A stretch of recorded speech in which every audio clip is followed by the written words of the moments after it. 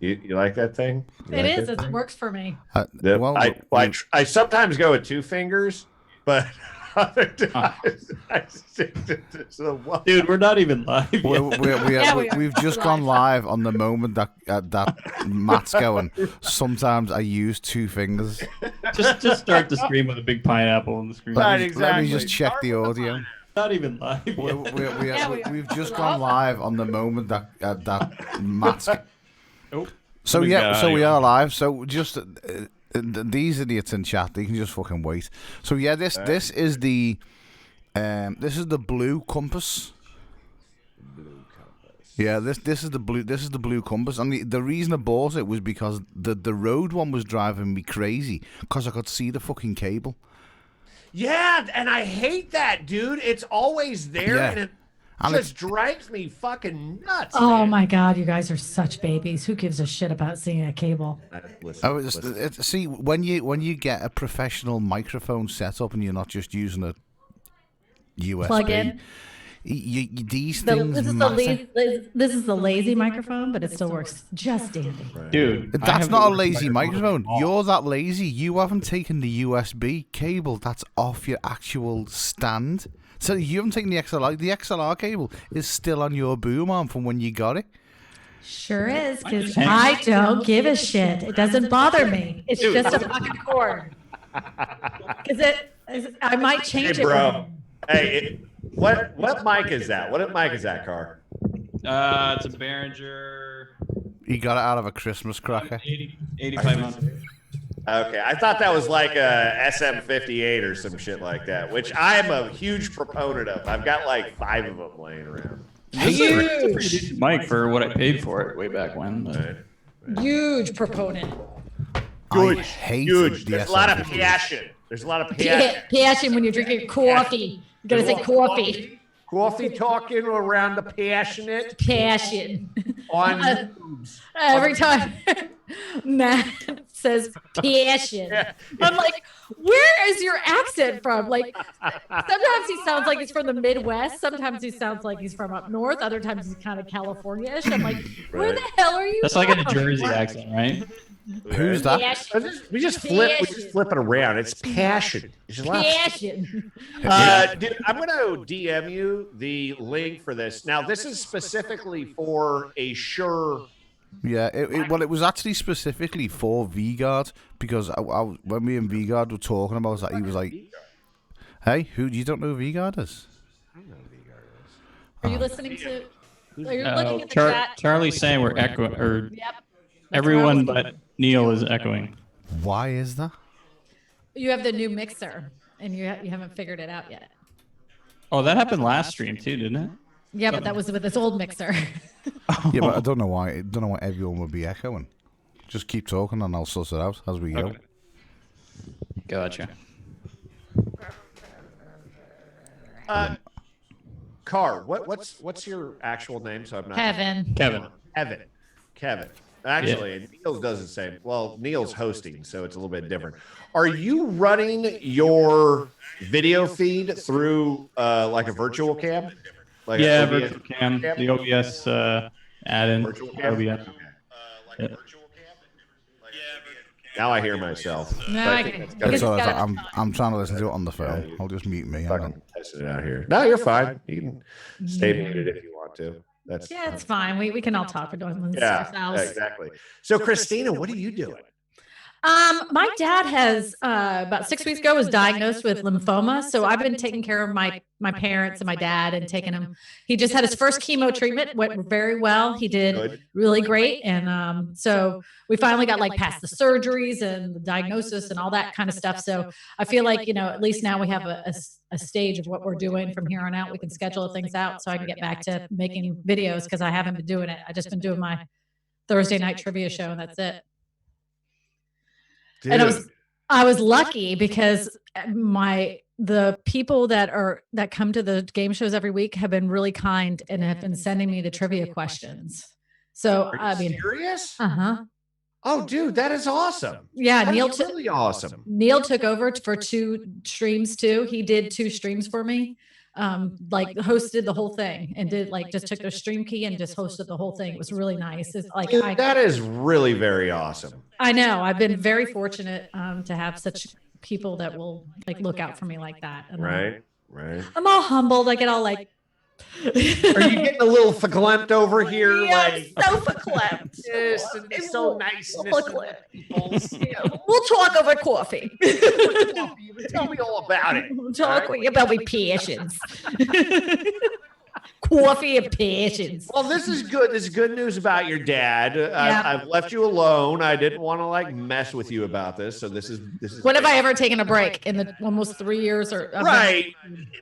That's the way I kind of looked at it. I was like, okay, if she's taking some time for her, then this is important shit for her. So she needs to handle this, and that's good. That's good. Family first. Family first. Yeah, always. that's what they tell us, right? That's what they tell us. Well, you know what? The whole thing is like all this social media shit is, it can wait because you know what? You're gone tomorrow anyway, and then you can pick right back up where you left off. It's totally. Yeah, totally.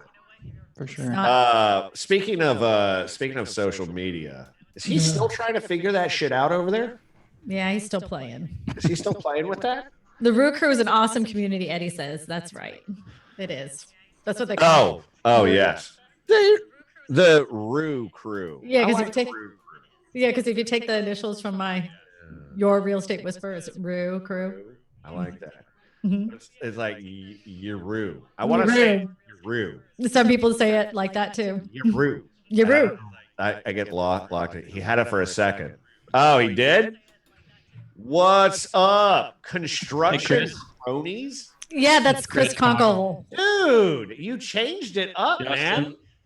Dan from Creator Fundamentals told him to change his name.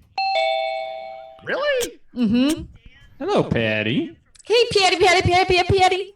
Patty Broussard. Patty is the trivia goddess. If there's a game that's involved that she can win something, right? She is on fire. She's going to take people down. Oh, dude, that's awesome. Oh, I like that. Especially with strange musical instruments. Oh yeah, she's got some category. Oh, you should see how she can handle an instrument. She's good at it. Right. I don't. No, Patty does awesome. Not even going to go there. I will, because I'm gross. No. Ooh, I don't actually know why you guys are. You're coming through with a slight echo for some strange reason, and I don't know why. Because as far as I know, and as far as I can see on the mixer, everything is sound and everything is working fine. But it's weird. You've got like I don't know if it's Slob's end or not, but mixer wise, it's. Dude, I so anytime I host like multiple people in a show in a broadcast, I end up with some kind of echo. It's always. It's pretty consistent though. Like it's not consistent throughout the show, but there are periods in the show when everything just starts echoing. And if I could figure that out, I would be so happy. I would be a happy man if I could. Do you think it's a slobs thing though? I think this is a slobs issue because going in, I'm monitoring and I can actually listen to everything that's going in and out the mixer, and coming out the mixer it's fine, but then when you're running your audio through slobs, it just I don't know. It's a double mixer, right? No, I've changed over to a Yamaha one, so it's basically all channels will go through a master channel, but each channel, I'm selecting each channel now, and I can listen to each channel, and everything's fine, there's no effects on the channels, there's nothing, right. And then as soon as you run it all out, my audio is perfect, and yours is like, it's kind of like you guys have got like a slight little bit of echo, like you're about to do karaoke. Right. It's weird.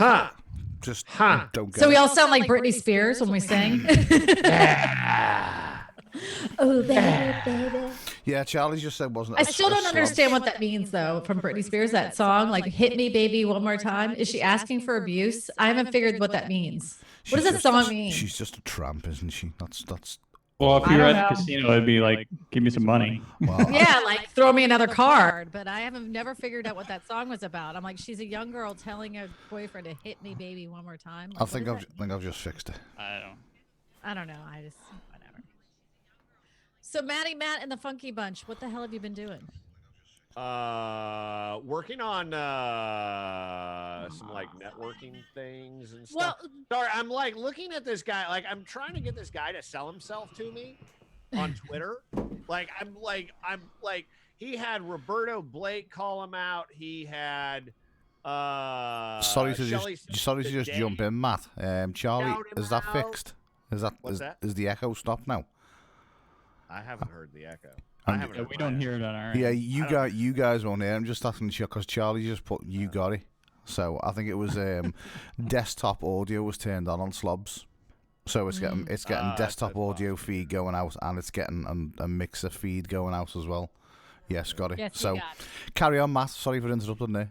Do apologise. And I wanna- And I want to know about your new, like, you need to announce your new video, your new content strategy on YouTube too. Mine. Oh, yeah, eventually. Why is that doing that? I don't. What do you mean eventually? Eventually.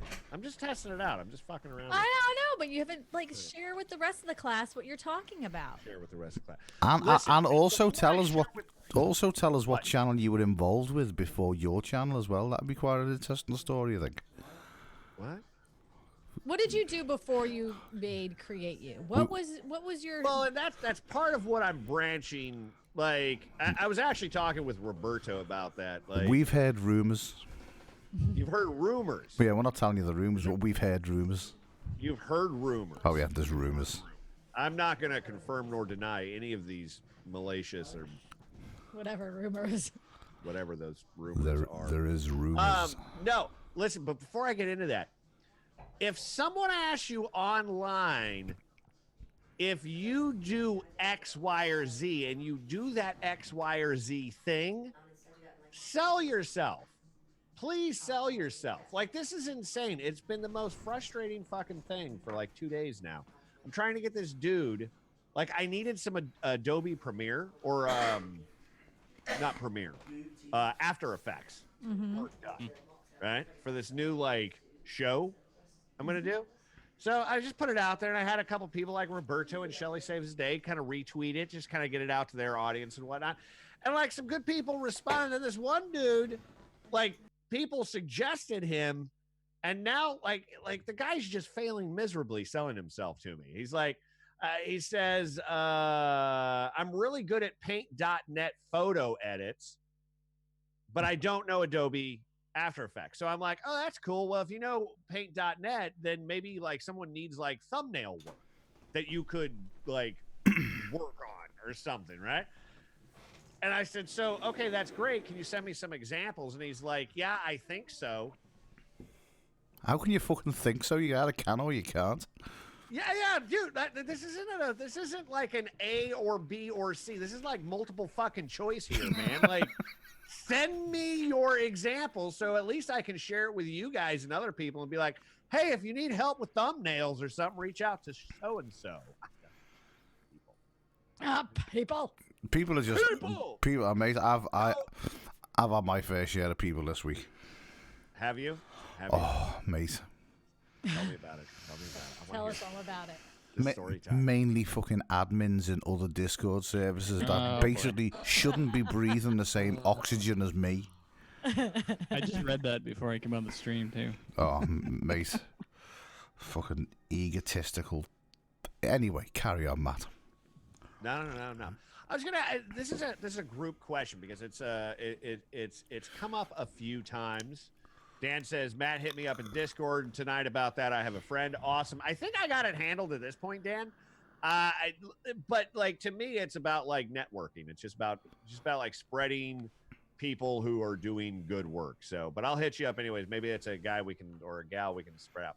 Okay, so there is a thought process about quality versus quantity when it comes to content creation. And going down the line, what are your vibes? What are your feelings about quality versus quantity or do you believe in quantity over quality? It depends what you class as quality. I mean, is it you classing quality as in, you know, I mean, we will all watch a certain video, we can all gain a certain amount of knowledge out of a video, or are we talking quality as in like production quality? Are we talking visual effects quality? What type of quality? Is it just purely the information you get out of a video quality, or?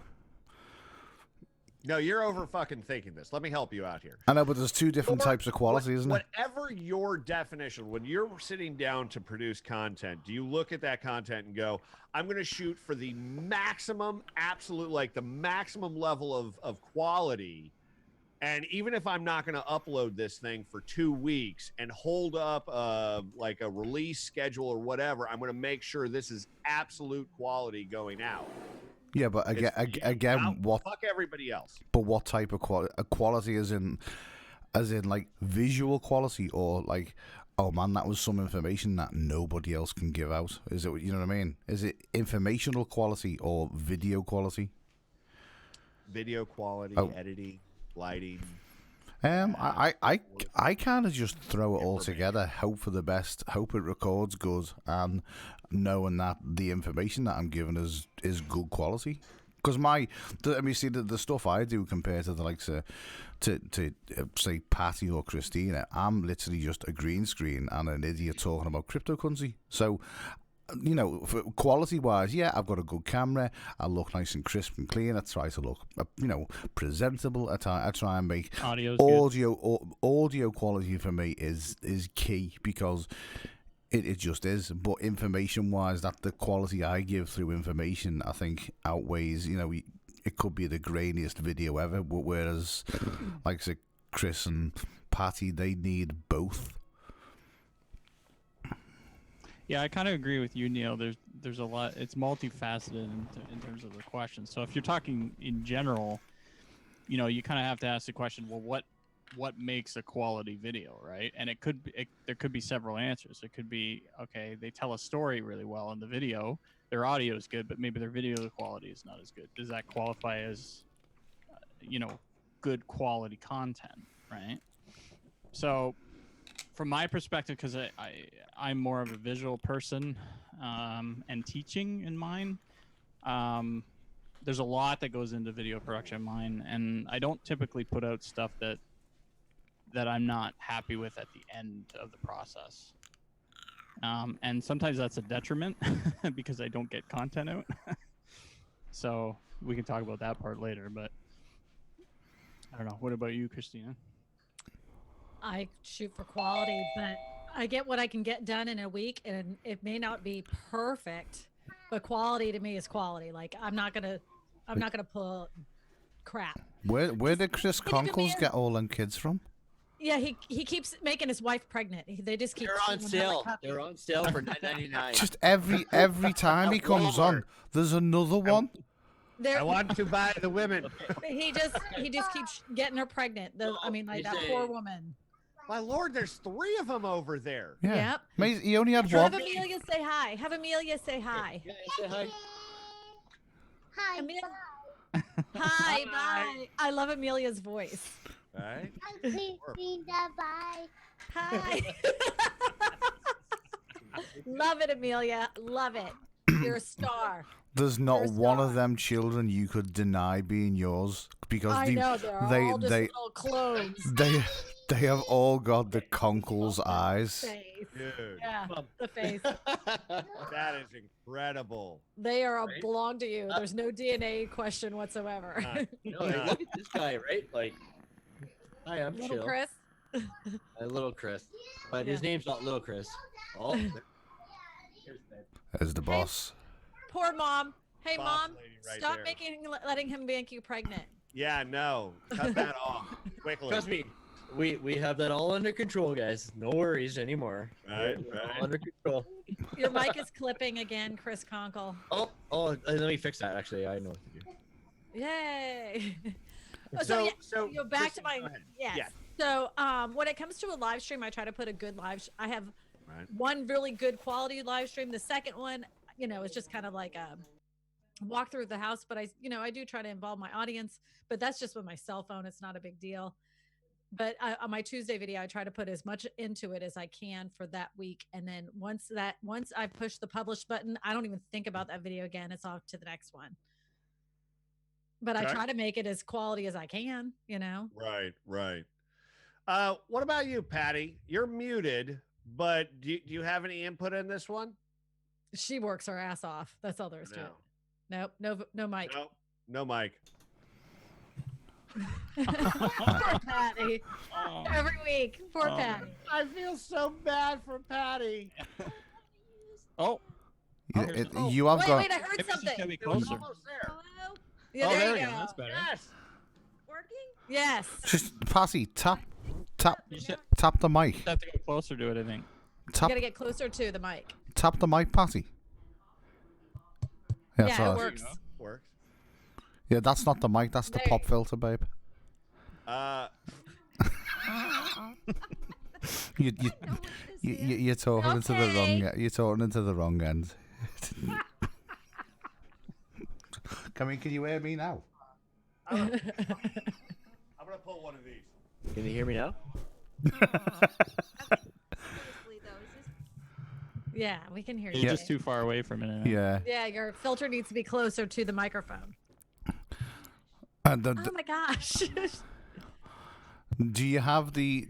Do you know the settings on the front of it? Does the filter kind of like does it hinge move Hanging. closer to the mic? Have them all in The the snip guard. all in the middle. Put them all in the middle. Or you could just get rid of the pop filter. Yeah, you'd probably be better I without the don't have pop filter, to be honest. 86 it. Oh yeah. No, don't 86. God. Come on, hang on to it. Ooh, you had Matt. That was kind of like your evil, almost sexy sound. Wow. That was the FM DJ voice. You're clipping again, Chris Conkle. You're like, you know what? You are like YouTube, Mom. You are like, son, you're clipping again. What are you doing? Uncle Dan says that. Yes, Mom. Uncle Dan says that. And you're the only person. Wait, no, Chris Conkle doesn't either. You don't have your Creator Chaos shirt on. So did you see these? We have Creator Chaos merch. That I can fix that. What? Yeah, we have merch. What? God. All right. Are you jealous? Oh, you've got a hat? I want a hat. Yeah, we've got all sorts of Hat. stuff. 'Cause I got a like mug hats. downstairs too. Oh, look, Matt, Chris is going to run. He's like, he's Right? left out of the cool crowd. So you got to get something. Okay, so let me. I guess I got to go over to the website here. Hold on. Where? All right, so you Link didn't. somewhere? You didn't. All right, so now you totally evaded the question that I asked you, which is, what is your new idea for content strategy that you're going to test out? Tell Okay. the rest of the class, please. Okay, before we get there, we need to finish the round. There's a bastard. round table discussion going on here that's far more important than this, though, and I think it applies to everybody as a content creator. So Patty, quality versus quantity. Where do you land on this one? Okay, Patty, we've got no audio, Patty. Yes, he does. I can hear it it. has audio. It's just Talk louder really and closer to the low. mic, I It's think. really low. She needs to turn it like way up. Yeah. She needs to gain like Better? way up. Oh yeah. Oh, Yeah. Yep. oh Low. yeah. Too loud? A little bit too Low. loud. A little bit too loud. A little bit too loud. My eyelashes hurt. Oh yeah. Now You're it's sounding good. Some. No, Okay. too low. Yeah. Oh, Yeah. better? Yes. Getting there. Getting there. Can you go a little bit higher? Is it warmer? Am I colder? Am I You're warmer, warmer, You're warmer. warmer. Warmer. Keep going. Keep going. Now you're Keep sounding going. really good. Warmer? There. There. That's all I right. think Try that, that. like that. Right. I think that works. Hello? Hello? What is that? That's us. Oh. Is that a screensaver for you? No, that's my cell phone. That's how I'm reading the chat. Oh, okay, gotcha. Chris is now wearing the hat and he's wearing the hoodie as well. He wins. So, you, like Matt, officially, you need to get on board. I know. I feel bad now. Where is the link? Where's the link to your goddamn store? It should be in your video description. The description. That means that we be following rules on this channel, and this is what this channel is so not about, is following any. It's on the Neil, we pinned it, didn't we? To the It- Discord. it's on the homepage. It should be on the homepage on Facebook, on YouTube. But we also need, Matt, we need you. We need you to hold. See, can you see, when you see the merch, if you see me, Beanie, Eric, Christina, we're all holding a piece of paper. We need a photo of you holding a piece of paper because there's going to be another. There's going to be don't cut off your elbows. Yeah, we need like all of you, like The hottest, softest merch in the game. however you want to do cut it. holes for my eyes and look through the paper. No, Or 'cause what am I No, doing? no KKK looking hat. Oh, this Like a this- mugshot. Yeah, okay. This is for the merch and the banners and the graphics. Okay, Yeah, okay. yeah, because we're going to do a lot of merch. We're going to have creator. All the other people who come in are going. Instead of creator being creator, it's going to be everybody else holding the paper. So everyone will have it. Like it'll be creator chaos. Okay. And then there's something a bit unusual going behind it. I've kind of worked it out. I just haven't done it yet. I'm still just waiting for. I'm waiting for every. I mean, I've got most of the photos, but there's no rush for it because we've only just done these. So it's going to be the summer edition. What are we doing here? What are we doing? Version I can get a 2. shirt. I can get. There's a so mug. much stuff. The G there's a ton of stuff on the it. G string Shit is on real. here. Oh, shut the fuck up. Just buy it all. Buy You something. do need a new hat, though. Man. God. How long have you Don't had be, that one? don't be a baby. Chris, These sweaters It's matter taken to bomb. Years to get this thing like this, man. That's You bought that at Abercrombie and Fitch like that. That's- Don't give me like stop. Hollister. Yeah. Definitely see the Hollister vibe. I'll tell, Yeah. Probably vibe going Yeah, on. Here. totally. I'll tell you one thing. I There's, saw there's, you checking out the guys at the front of the store with the ripped abs. I was You're like rubbing the mannequin. You're like, oh yeah. oh yeah. there's more people buying actual Creator Chaos merch than there is buying Rewired Soul merch. So what's the suggestion here? Like, should I go with a T-shirt? I mean, I think I went with a t-shirt. but- T- are they T- decent? yeah, I with a love sweater mine. because it's like 8 months of winter here. So Yeah, I was gonna say it gets Right, cold in right. Canada. Yeah, I'm in Florida, dude. I am definitely not in need of a Oh. sweatshirt. Then anytime that soon. needs the bikini model version. Oh, dude. I could go for like the bits for tits. I'll do it. Wear the bikini, get it going on. there's Where's the ball cap, man? I don't see the ball cap on. there should be one there. Yeah, there's one there. It's not very good quality. Chris said that, was it? This hat? Yeah. Well, no, the hat's fine. It's the graphic printed is it's a printed graphic on a fairly decent hat. Actually, it fits really good. It's like Is it like a silk screen or is it stitched? that's What the is thing. it? Like okay, it's a snapback, right? Okay, so I like snapbacks. I like those. And it's got the trucker type. Yep. ball Netting. It's Yep, a yep, really yep. nice hat. It really is, and the graphics printed on. There's nothing wrong with the Okay. hat. No. Eric's saying the With hat sucks. Other hat, like the VCG hat, there's two hats. There's a premium hat and like a bottom brand hat. The premium hat's better. Because it's the same. It's the- Modern day say it says the hat sucks. Yeah, Eric didn't like his hat at all.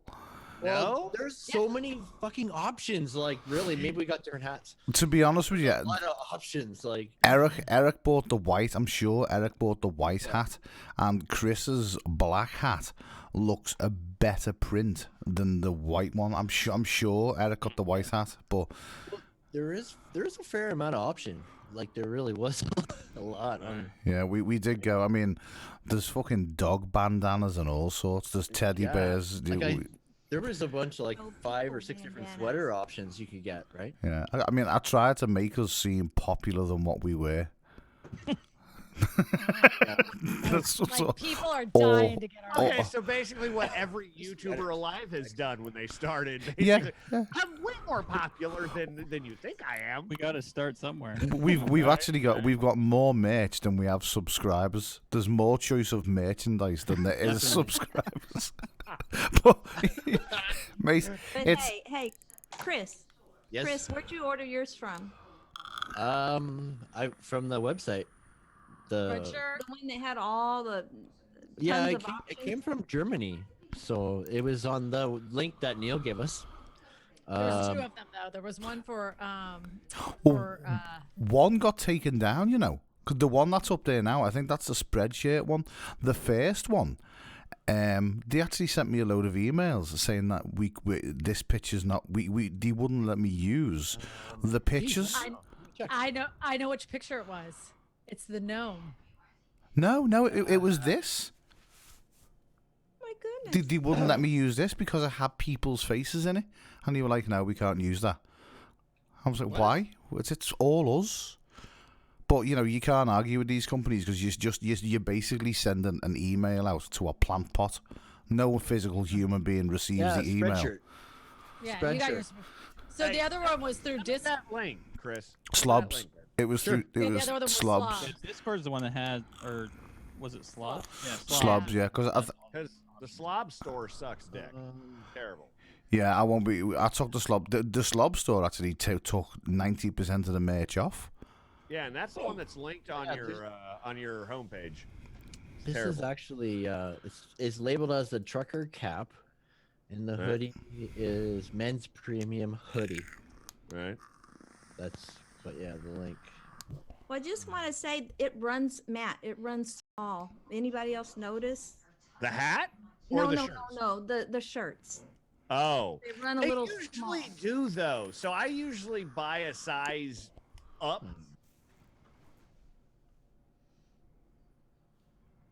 Arrange the music and record it and send it to the sound guy. Get it back, video, edit. You know, doing that in a week when it's just me, that's just not possible. But I was doing. I don't know, mate. It's just Evan just went. Sorry, Pat. Evan just all went weird all of a sudden, and my I don't know, it was my computer, but Evan just sort of froze. You guys were all sort of like, and then yeah, you've all come back and you're all mixed up now, which is nice. That didn't happen on my end. Anyway, I sorry, did. Patty. Sorry. Is it still? Oh, and it does. We're not showing live. Yeah, they No, took well- this link down. Live? Yeah, we're back. We should be back live again now. Yeah. Yeah, you're there. Showing live. Yeah, it is live because you just go off live saying it's not showing live. It did So go you down got- for us. So last year you got into the habit of like releasing stuff every week. What I was doing, I'm thinking, what can I do to do a video every week that's not doing a piece of music, because that's not possible for me. Right. You know, I would have no time to sleep. So I did like a series of where I answered questions that like from comments, like people would ask me questions about the array, and so I would do a video answering those questions. Everything okay? Yeah. Yeah. Okay. Anyway, Yeah, so we're I all was listening. able to do that. But even doing that, my daughter, she was 11 at the time. She told me one day, she said, "You got to stop this." I was just crazy. I'm like, I wasn't sleeping. I wasn't cooking supper, you know, and I'm like, I got to get this video Yeah. out every Friday. I'm like, but it just wasn't me. That's not me. I was doing what the big wigs were telling me to do so that YouTube would whatever promote me or whatever. So I went, no more of that. So I want to pick out the music. I want to take my time arranging it. I want to take my time thinking through what I want the video to look like. You know, kind of pre see it. Now, I was a dance teacher for 27 years. So I've got that background of, you know, putting together a program and, you know, backgrounds and stuff like that. So that's what I want to do. If it takes me a month to put something together, then it's going to take me a month. And so There you go. There you Nice go. to be proud of it, Agree right? with I- yes, I just absolutely. wish all of us could be closer. We could work together to make something beautiful. Like, you know, like we're all so That would be creative. we all awesome. have That Great would be ideas. Like, wouldn't it be awesome to do a production like that, right? Together. Yeah. Like, yeah. Speaking of making Yeah. something beautiful, guys, if y'all haven't seen Captain Needy's video, where y'all need to pull that up and watch it. The singing one, I saw that. Yeah. You posted that. I saw that. That was great. Yeah, he worked really hard on that. It's Everybody, awesome. Hey. no. He was just playing. Yeah. It's actually really great. Testing. I've seen it 4 what about times. you, Chris? where do you land on the entire quality versus quantity thought process? Shit. There's this isn't pass or fail, Chris. Whatever. No, whatever. I think he just meant that he puts out shit. Oh. Man. Just Is it frozen? yeah, he's that's that. See, Oh God, I froze him. yeah, That's why. You gave him such a heart attack on the question that he just I know. froze. I feel bad now. I feel so bad.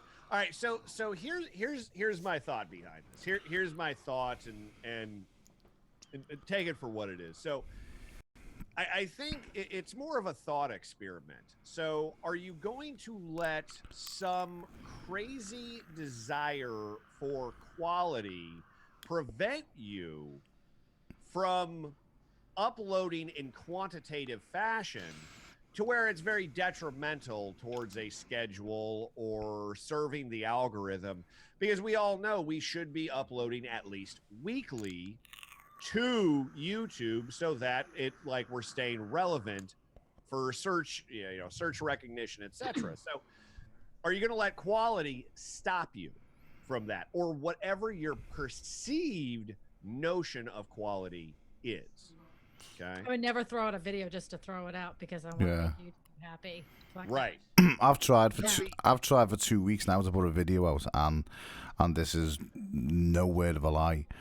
At the present moment in time with crypto, there's literally nothing going on. The only people that are putting videos out, as far as I can see, are desperate channels. The channels that, yeah, they want to keep putting content out. But if I look at 8 out of the 10 channels that I watch, 8 of them have had no content out for 3 weeks because there's literally nothing going on. And the ones that have put content out, it's like, how to put it? It's kind of like, imagine you lived somewhere where it was 80 degrees every day, but yet you still watch the weather. Mm. You know what I mean? It's kind of like that. They're kind of they're putting content out. You watch it and go, it's the same as fucking yesterday. Yeah, Bitcoin's still 5,400. It's moved £30 in the last week. There's no news. There's no one done nothing. There's no groundbreaking tech come out. There's nothing really. And I sat there today for, it must have been an hour, 2 hours, and I was reading through news and I was looking at other crypto sites and I was like, this is just bullshit. And then I came across one channel that I watch and he said, look, I haven't put a video out for a month because there is nothing going on. He said, and I don't want to be that channel that just puts out shit information for the sake of putting out information. He said, as soon as things start turning around, as soon as things happen, then I'll start putting content out. And he said, I might just do a weekly market video. He said, but everybody's doing a weekly market video. He said, so why do I need to do one? And I was kind of like, yeah, you're right there. Okay, so in that example, I'm going to be a little bit Papa Bearish, I think, in this case. So you get to be the YouTube dad now? Yeah, I'm going to say, yeah, that's basically it, Chris. Yeah. I'm going to say, utilizing you as an example, Neil, I fundamentally disagree with everything you just said. Like, to me, what you just said is the prime example of why small YouTubers piss me off. You have all this potential, this amazing product you're delivering, and because nothing's going on, I'm going to use it as an excuse to not give something that my audience was looking for. They could go anywhere for fucking crypto news. They found you because they like the way you talk about shit. Yeah, but if there's nothing to talk about, I don't give a fuck. Then go back to a popular video that you did of talking about some bullshit or find an app or, hey guys, there's nothing really going on, but hey, I saw this article, I saw that article. Make some shit up. Fake news. It works in America. It'll work in the UK too. Yeah, but I kind of class that as just making a video for the sake of it. Good. It's not. Make a fucking video. Test a new product out. Well, I think where this is all going is this is going into content strategy, right? Is like, are you making evergreen videos? Are you making hero videos? Are you making consumable content videos? That type of thing. So I mean, I've still had, watch time over the past 3 weeks. I've still had subscribers. People are still watching the stuff I've done and I've put out because the stuff that I've done and put out will last for whenever until. But say at the moment, there's just and there's not, and I'm not one of them people. If it's kind of like. You only have to watch it. You know yourself when you watch a channel and it's like they've got fuck all to talk about and there's nothing interesting going on. They just tend to blab about rubbish. And in crypto, you see it all the time. People end up going to technical analysis and they're like, "Well, what I think's going to happen with Bitcoin is this, and this could happen, and that could happen." And I'm just not being that guy. I'm not being the guy to just put crap out for the sake of it. Can I cut you off really quick? And I'm not cutting you off for me. I'm cutting you off for Christina. Christina looks like she has wanted to say something for like a minute and a half now, and I felt like I didn't give her an opportunity. No, not at all. No, I'm thinking, oh shit, Matt opened the can of worms because when you have a fight with Neil, you'll never win. Just no. Well, no, but it's not a fight. It's not a fight. When you have an argument with Neil, you will never win. Right. No matter I would win that argument. Nope. So I'm just throwing that out. I just personally won't put out. I mean, I would say I won't put out shite. I mean, there'll be a lot of people out there that will probably disagree and say every video that I have put out is shite.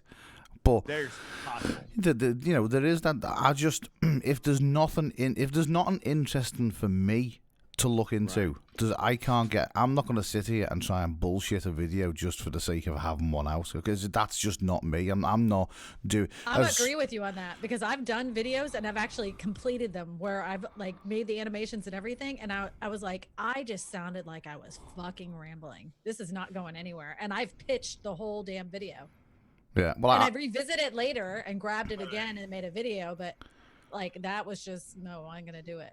Yeah, I mean, even today when I was looking through everything, and I thought, right, well, I'll tell you what, let's do a video on how much Bitcoin has grown in the past 10 years, and we'll get screenshots of everything, and then it's like, well, no, because there's 5 million of them out there that somebody else has done, and it's like, and it's just boring. I don't want to be sitting there going, well, look, this guy in 1999 bought this many and it was worth this much and he earned that much, and it's like I'm sitting there and I'm looking at it falling asleep. Right. So it's like I'd rather just wait until. And I can respect that. I can. I think in those moments though, we're missing a valuable opportunity. And here's why. Okay, so let's take a recent example. The Avengers Endgame reviews. Everybody right now is releasing an Avengers Endgame review, right? Everybody is. People go to specific channels that they like to hear that content. So a video like you're talking about, this like the lifetime of Bitcoin, right? Like how much Bitcoin has grown in the past 10 years. Sure, there may be countless other videos on that, but that haven't been done with your style, that haven't been done with your uniqueness, that may not have even been done for everybody in your audience. Sure, maybe a lot of your audience has already seen a similar video, but maybe there's additional value that you can bring to that conversation that no one else has had. Even the way you're talking about it, you're like, well, it's very boring. Well, Neil, I know you. You are not a fucking boring individual. You are anything but a boring individual. So bring that, like highlight yourself in something like that. And I think that would be a great evergreen video that would be pretty easy for you to put together because you're very knowledgeable about the product. You can also make it really fun and exciting. I mean, and now you have an additional layer of SEO, and you've got at least something to show for that week. You know, I think that's really exciting. I mean, to answer that, it's no. No. No. It's just no. Until there's something that until there's something that comes out that I am actually either excited about or can get my teeth into, then I am not producing anything because I'm not if it's not floating my boat, I'm not going to sell this. I'm not going to sell it onto other people if it's not exciting me. You know, and if something doesn't happen for the next 8 months, then so be it. It's literally that's, you know, it will turn around and it will come back, and it's once I start getting excited over it, it's like it's just to say it's literally. It is like I said before, it's literally like living somewhere that's 80 degrees every single day of the year, but yet you still got to give the news out. Right. The people of San Francisco and California do it all the time. They have the same weather all the time. Yeah, and it's just, and who watches it? I think The people of California. yeah, for me. That being said, Neil, if you had Christina on your show, I'm sure you guys would be able to come up with something new. On which? What's that?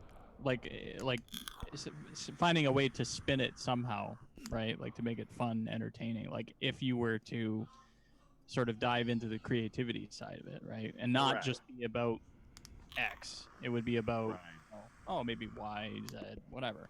Sort of like we're doing on this channel. I mean, we talk about it more than just, what Have happens. you ever talked about different crypto wallets? Yeah, the thing with the different crypto wallets is you need to actually give truthful and honest information. You need to actually have the product. You know what I mean? Yep. You need to kind of they all work in the same way, but you need a physical example as to say, right, well, you do this and you do that, and I work on the one I have is called the Nano Ledger S, and I won't use any other. Have you ever made a video about that particular wallet? The Ledger no, because it's literally so. Christina, I love you. I love you so much. Like Neil, and here's the thing, like I just Google search cryptocurrency news, and here's 3 awesome articles that I like are so okay. Research shows U.S. users visit cryptocurrency exchanges 22 million times each month. That's huge. Hackers used Microsoft email accounts to steal your users' cryptocurrency. You can tie that into fucking anything. And then Australian tax agency goes after cryptocurrency traders and exchange data push. Like all these, like, and like, all I hear though is you're just not feeling it. Look at you. It sounds like you're trying to push people to make videos, just to make videos. If he doesn't want to make a video on a particular subject, he's got to make a video on something he wants to make a video on. If there's nothing he wants to make a video on, wait a little while. The ironic thing is, It's all about the fans. the ironic thing is, Matt produces less videos than any fucker in here. So I gotta agree with him. He knows his shit. Dude. And here's the thing. So the way I look at it, like Neil, all I'm saying is take ownership of the decision. I've just said to you, no. There's a ton of shit going on in cryptocurrency right There's now. not. There's a ton of content you could produce. You are choosing not to at the current state. Give me one example of something interesting that's going on in crypto now. He just gave you 3. Yeah, if you did a video on how hackers use Microsoft email accounts to steal cryptocurrency, I would watch the fuck out of that video, dude. Right. How do you exactly watch the fuck out of something? I I like was watch wondering. it while I'm watching it. Like, Okay. I wanted clarity. I got it. But no, like that to me, that's something I'm interested. Like I would watch that. To watch the growth of Bitcoin. I don't think anybody, like especially in my age group, understands how big or how much cryptocurrency, especially Bitcoin, has grown.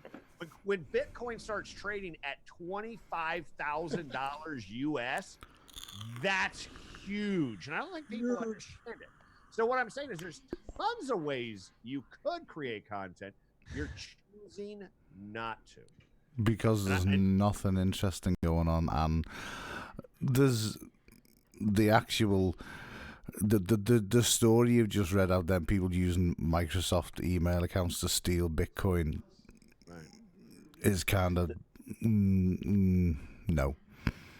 What about the meaning behind Bitcoin? Right? the real history and meaning behind Bitcoin. Right? Well done, What about Chris. that? What does it mean? I need to know. Well, I'm gonna jump in and say that after watching a lot of crypto's videos, it's more about the technology and the purpose behind the crypto Bitcoin, you know, the tokens and that. And just talking about crypto heists, it's like, well, you know, I can see where Neil's coming from. He wants to, you know, do the technology behind. That's what his videos are about, and that's what I enjoy watching. It's a bit more interesting than just like, you know, someone stole X amount of crypto. It's like, what is the actual crypto technology actually doing? Like like that. What was the one? It was like there was like one about hospitals. The one, the live stream he did about PewDiePie. That was interesting. Yeah, see, a lot, and I'd say 70% of the news on. See, one of the problems with cryptocurrency is because it's so decentralized and because no one owns any of it, you find 90% of the news on cryptocurrency is bullshit. And I'm talking utter bullshit. Like, because all the news sites. Content strategy in of itself, Neil. Yep. Yeah, but you could never prove it. Taking like all these bullshit news stories, grab 3 of them that you found were utter bullshit. Because okay, so for instance, I'm using me as an example. I'm one of your audience members, right? Because cryptocurrency fascinates me, right?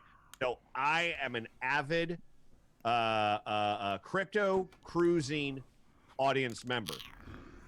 If I saw this headline pop up, I would immediately get nervous. And if you released a video highlighting a few of these articles, it would at least give me some information about this, because I'm going to go Google search the rest of these articles. I'm going to go fact check these. And I'm going to use YouTube to do that. I'm going to use Google, Bing. So to me, it's like, and you would do that really well because you're so goddamn like sarcastic about shit. So you could do it. No way. Perfect at it. But, Oh yeah. Bitcoin comes from, like, think about how you farm it, right? And how complicated it is to manage it. Like, it's all software based. Like, it's not like you can have a bank card. Well, you know what I mean? Like a Bitcoin bank card. That doesn't exist yet, right? Yeah, it is. I mean, in China it does, right? So it does in the US and the UK as well. Somewhere there is now, but like you got to think about like how it all, like, man, it's tech savvy, right? Like VPNs and Tor and Onion browser. And all Ooh, that'd be a good one. You know what I mean? Like, there's so much to it. Bitcoin wallets and, you know, like all this stuff, right? There's so much to it, right? How to protect your passwords and how to, you know, this and that, right? Like, there's so much to it. It was a lot to learn. I like, you know, that whole side of Bitcoin, staying anonymous online it's not easy to achieve.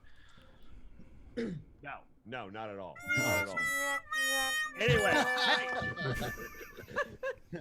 But by the way, I believe in quality over quantity. you believe in quality over quantity. Yes, I do. I like it. Well, and just to give Neil a break, so we're not all just pounding on him. As much fun as that is, right? Exactly.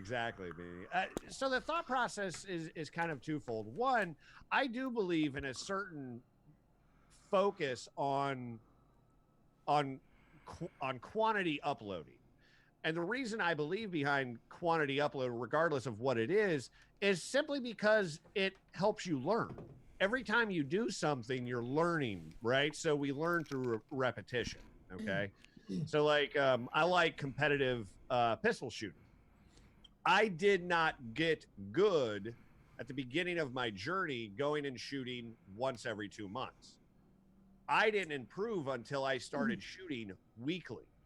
And then I started to notice, okay, now I'm actually improving and I'm getting better. It's like with any sport, with any business, etc. So there is some value in uploading based on quality or quantity. Quantity comes before quality. Right? And I think that's the secret, right? Before you can really determine what your level of quality really is, you first have to just establish a baseline. And you can only do that through consistent quantity and just grinding through content till you can finally go, oh, okay, this is my baseline of quality. Now I know where I can improve from. Does that make sense? Yep. It kind of does, but it also depends on the person and what you're putting out as well. So talk to me about that. It can depend on the. It can depend on the type of right. Okay, so like so for me, if Casey Neistat was to put out a video every single day with the consistent quality of what he does now, if he put one out every day, I'd watch it every day. But he puts out one every couple of weeks. I still watch it, and it's still as good. Oh, yeah. But you tend to find out that a lot of people have become consistent. I mean, these daily uploaders or 3 or 4 times a week uploaders, you tend to find out that it peaks and then it drops, the quality it's like, and everyone uses the whole burnout, and I don't really think it's a case of the burns out. I just think it's a case of I can't be fucking arsed.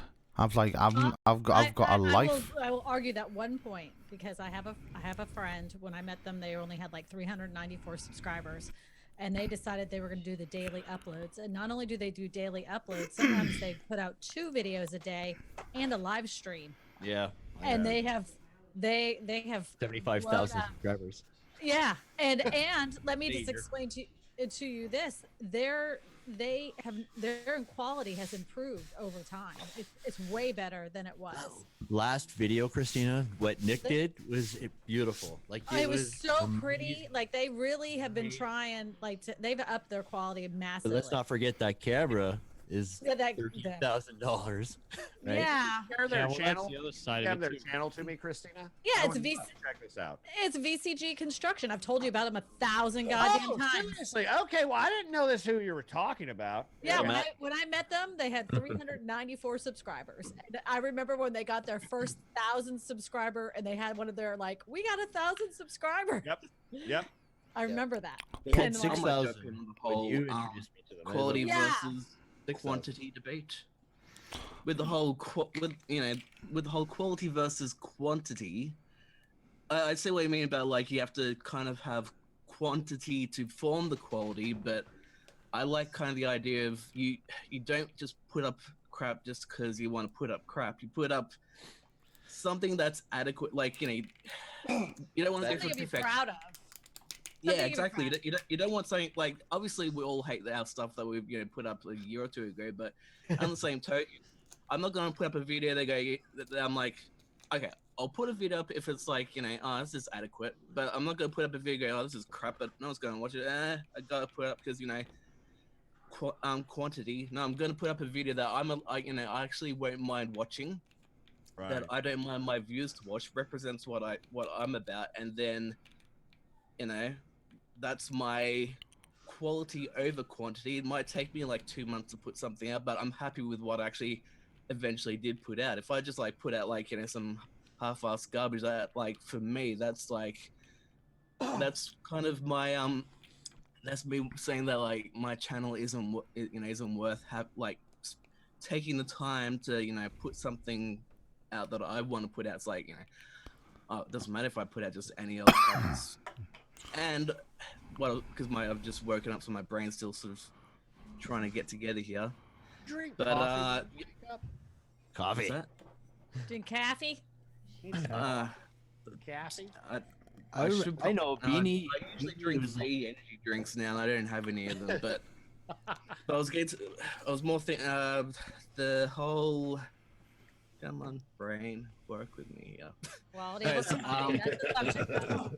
Okay, when you're starting off, you're not going to have skills that you have when you get, when you develop, and that's where the whole, I guess, quantity over quality, because you got to keep producing. But at the same time, if you're going for perfection, you're not going to get quality out. You But get at the stuck same on time, the perfection thing too. You Yeah, can get that can haunt you. You're gonna be like, Yes. you know what, this wasn't good enough. This wasn't good enough. I can't do it until it's good enough, and then you never fucking do anything. But Correct. basically, you're putting out what you can do at the time. So you're putting out what you think you're good at the time. That's what I'm more getting at. So Right. even you're, if it's you're not, best for your best right now. You're you're best at the time. Also, your quality that you can do today. Also, as well, there's one thing that everybody seems to forget about is that not one single person here now is earning enough money to sustainably hold an income off YouTube. We have all got jobs. I can make a car payment with mine. Yeah, but you know, that would be nice. I'd retire. you know, I can make a car payment with mine. none of us are Peter McKenna. None of us are, Casey. We're not earning that, and it takes, and everyone will agree whether you're just a talking ahead video or whether you're going out filming stuff or whether you're doing like product reviews like Eric does or doing music like Patty does. This shit just takes time, and it takes so much time as well. It's like you can wake up one morning and sit there, and before you know it, bump, the day's gone, and you've done nothing. Right. Well, we have Neil and I have this little side business where I do listing videos and he does the voiceover, and like it doesn't take me long to film it, doesn't take me long to edit it, but like when you're starting to pull it all together, you're like, God damn it, that took over an hour. Yes. You didn't even think about it, and it's only a 2-minute video. And then he does the audio, and he makes the audio like so crisp and clean. I know it takes him longer than it does me to edit these things. I mean, even today, I looked through YouTube stuff. I looked through, crypto stuff, and there was nothing that piqued my interest. So I had an intro for Professor Nez to do. So I went in the box, I recorded the intro, and then like 2.5 hours later, I'd finished it. I'd like, right, okay, that's done. I've done all the stuff on it. I'm just trying to find it now. I don't know if you'll be able to hear it, but I've done all the stuff on it, and it turned out like this. I don't know. You should be able to hear it. Welcome to your Personal Branding 101 podcast with your host, Professor Nez. This is the show where you'll learn how to build your online reputation clearly and authentically so you can earn more, grow faster, and stay relevant. Oh, that's nice. So that took like 2 hours of the day gone. And then, has anybody here seen Roberto Blake's tweet today about Matt, you looked totally the golden disgusted. age of YouTube is past and now it's the age of the platform? Anyone see that? no. Yeah, Roberto Blake, he tweeted today, he's like, the golden age of YouTube is over. It's now the age of the platform. Yeah, that's platinum. Is that him just trying to sound smart? Platform. I think that's just what's known as Roberto attention seeking, like going in someone else's live stream, dropping $5 and going, "Ooh, could you pat me on the shoulder because I haven't been spoken about for an hour?" Can you stay relevant. Lessons in my channel that you can teach. Yeah. Have you? Here's $5. Have you seen my channel? I've got loads of stuff on my channel. Oh, sorry, Nick, you're doing a review on someone else's. Do apologise. And just slightly rewinding because the whole audio thing. Hi, Roberto. Like basically every one of those Creator Chaos or of Neil himself? Me, just me. I have to start putting disclaimers. Yeah, no, but but I think Roberto is, and he does put tweets out just to create controversy. Really? That's your impression? My actual impression of Roberto is that he's a fucktard. That's he's an egotistical, self-absorbed egomaniac. He just doesn't know when to shut up. He doesn't know when to be polite. I'm not going to hold. I'm not going. There's no gray area, Matt.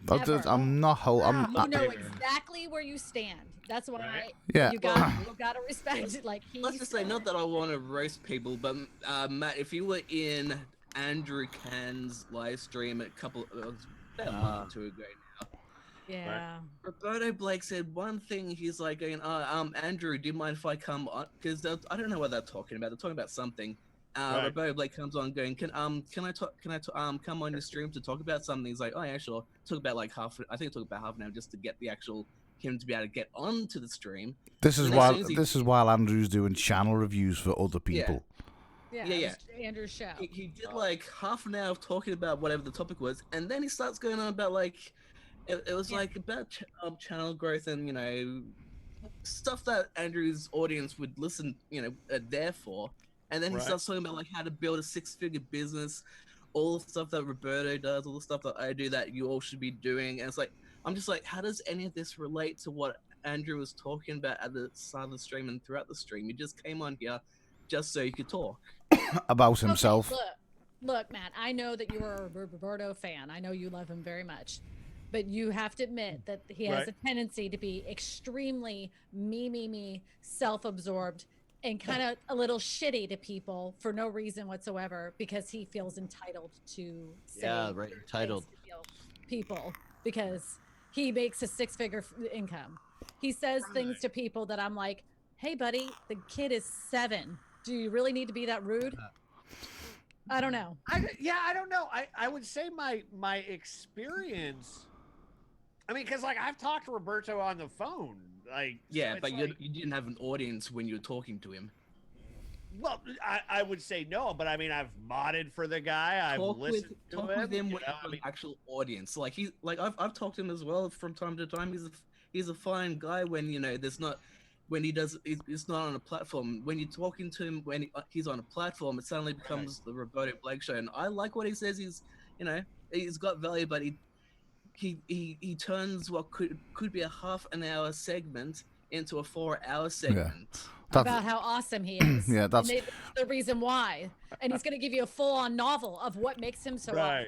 And if you hadn't heard it the last 7 times, he's going to give you not the abbreviated version. He's going to give you the extended version. Put it one way, when they were at Vid Summit last year, I actually thought that Brian G. Johnson was going to strangle him with a microphone. Because so funny I mean, to watch. Nick Nimmin can talk without breathing, and that guy can talk without breathing. But Roberto doesn't breathe. It's just one long sentence for 4 hours over. And I'm not saying the guy has got some amazing information, and he does, because some of the stuff he comes out with is just great. But to take an hour to tell you that 5-minute fucking thing is just like.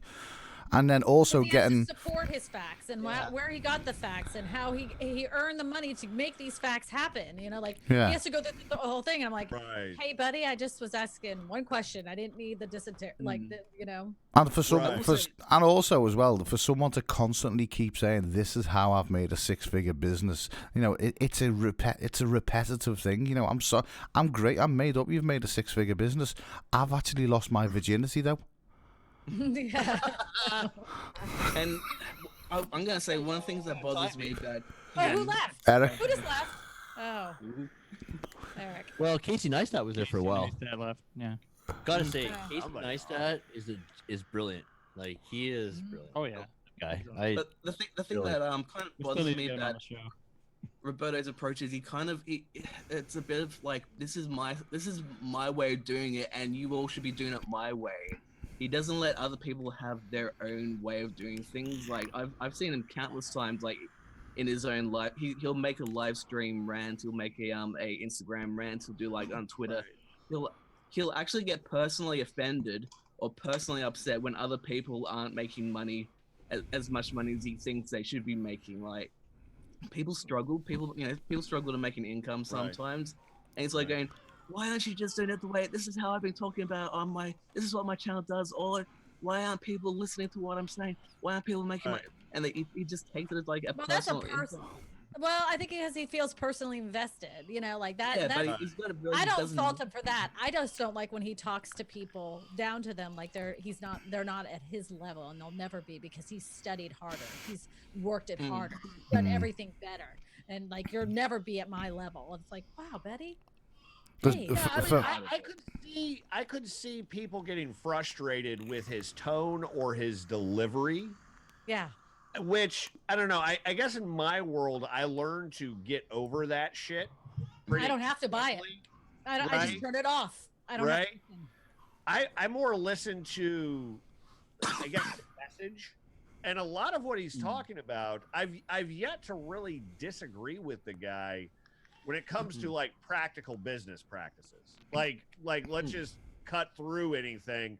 So, for instance, I agree with to a point. Yes, he has proved that you can grow a six-figure salary on utilizing YouTube as kind of a path to do that. Now, granted, a lot of his income does not come from YouTube. It's coming from other sources. But I mean, yeah, the guy did over 1,000 videos. He always says it. I've done over 1,000 videos, right? Well, that's a pretty intensive catalog that he's built. So, yeah, hard work pays off. That's what I hear there. Is it always boils down to hard work pays off, and most of what I'm hearing from him is more business practices. This is how we run a business. This is how you're going to build a business online. I respect the guy for what he's done, and he's built a business, but I don't care for his delivery at all. I don't, when he starts talking, I don't like being talked down to, so I just won't listen to him. I also don't believe whenever I hear him, that's what I hear, is him talking down to me. Whether he's not specifically speaking to me, right, but when he's talking to people, I'm like, I don't talk to my animals that way. Why would I?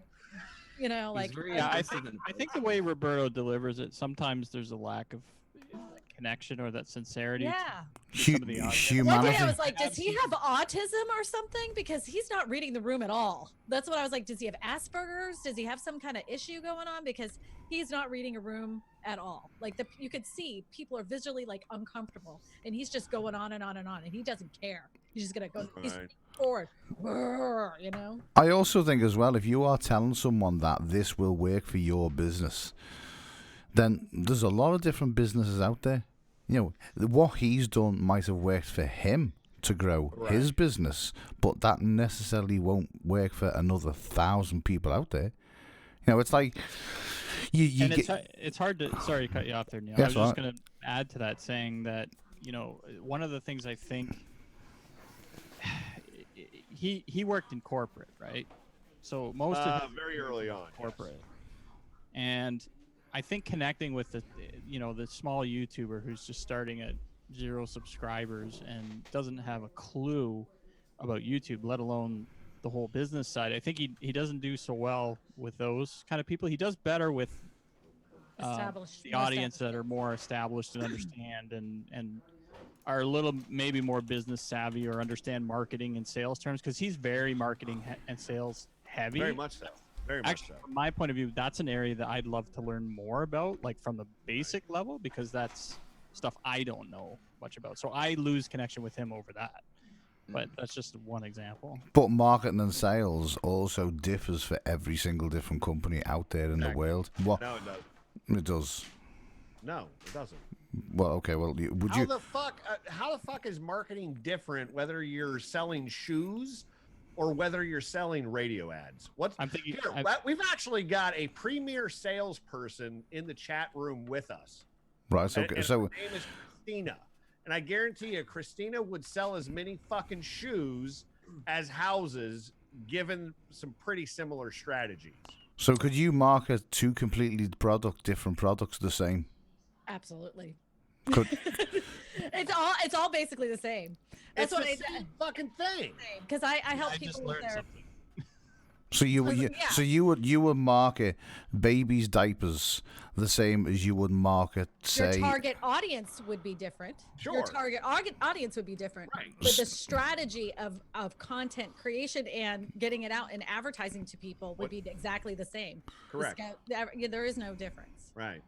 Well, when I was a hairdresser, I ran my business pretty much the same as I do as a real estate agent. It's still connecting with clients. It's still sending out reminders. It's still letting you know that they're there.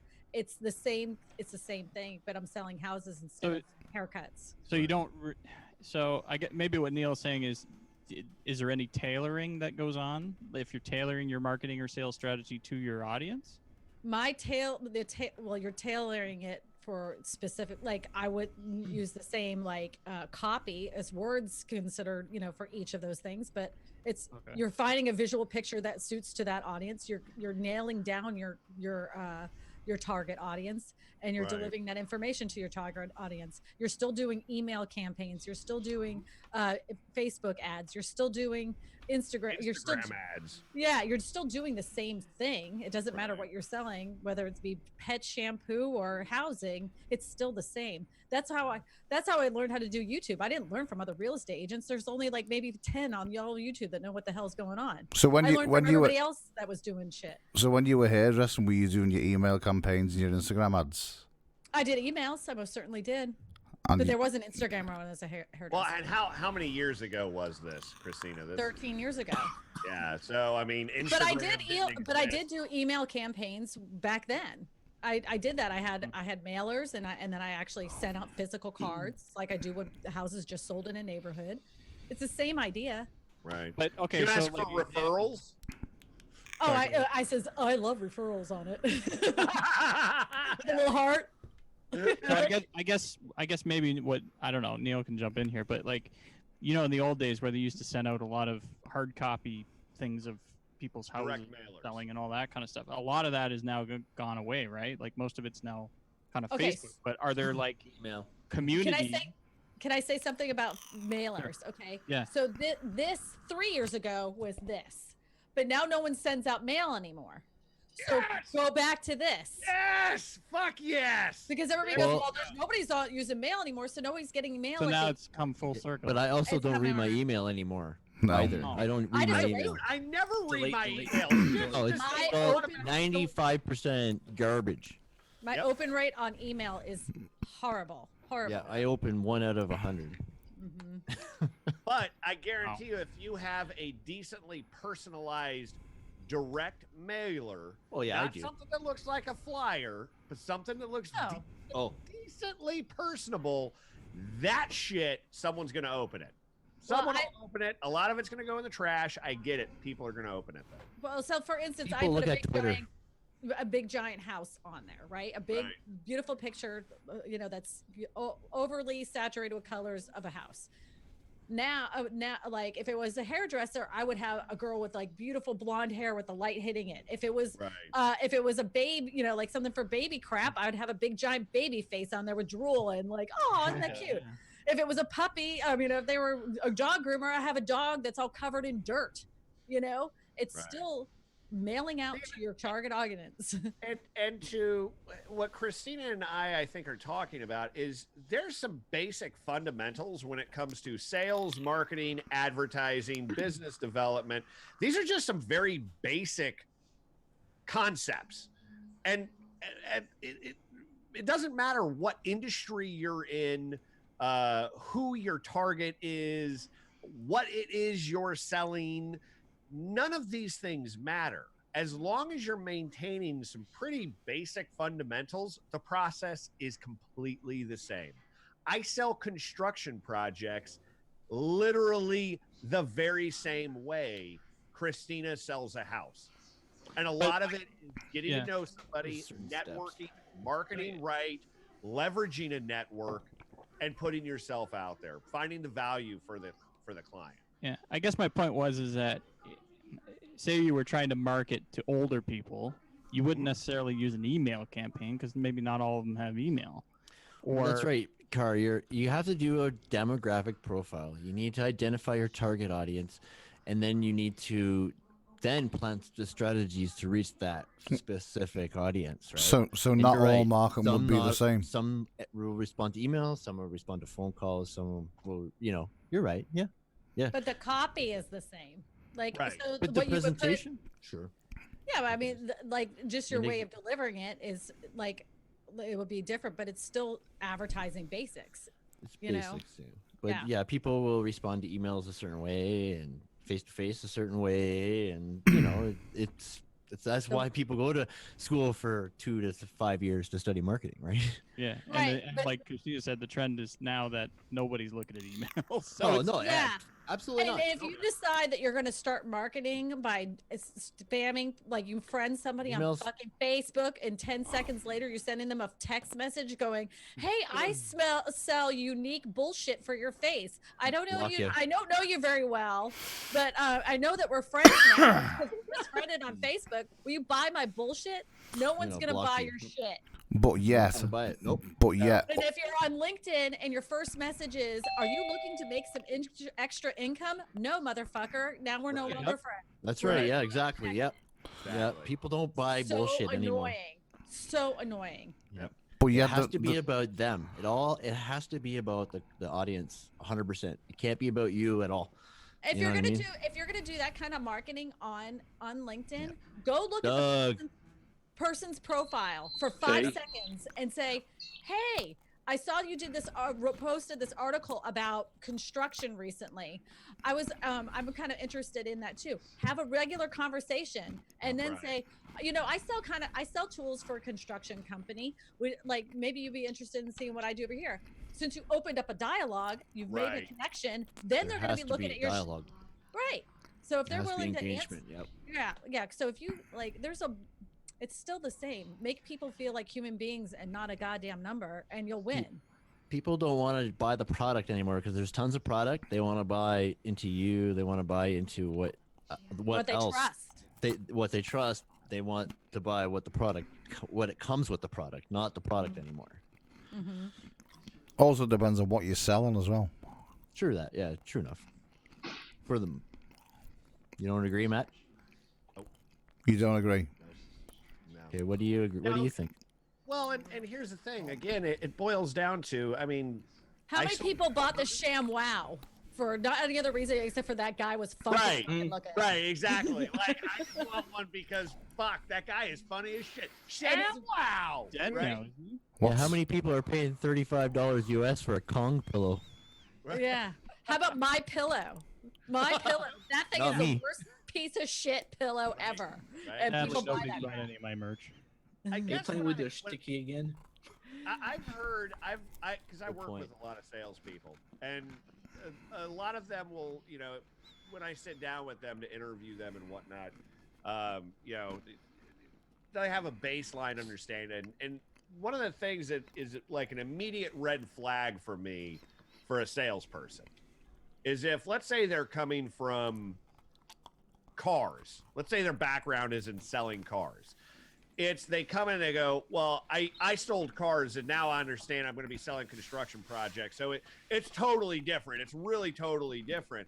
And that immediately for me is like, no, you're not a salesperson then. Because any competent salesperson, doesn't matter what your background is in, will immediately look over, like, whether I'm selling a widget, a microphone, a cup, a phone, whatever. They don't give a shit.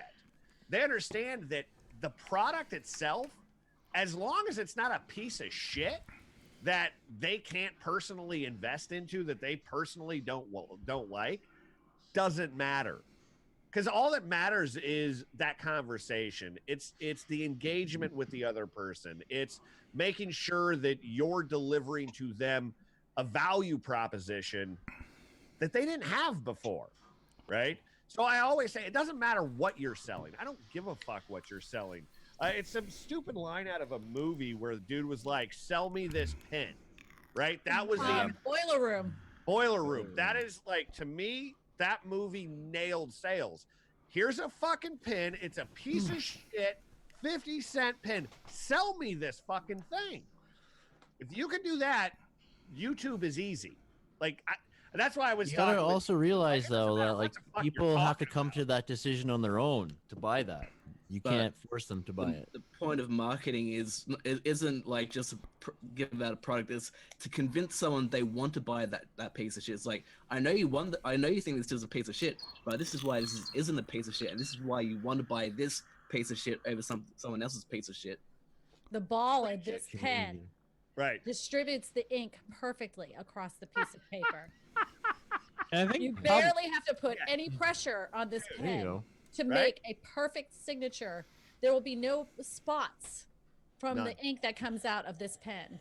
yeah, but it doesn't write. And then a upside week later, down, you so get I'm the not pen buying like, oh shit, anyway. You can write upside down. That's right. Yeah, absolutely. Well, and like, to me, that's why Christina does very well with this. Is she understands the marketing sales model that is really YouTube. So Beanie, you're absolutely right.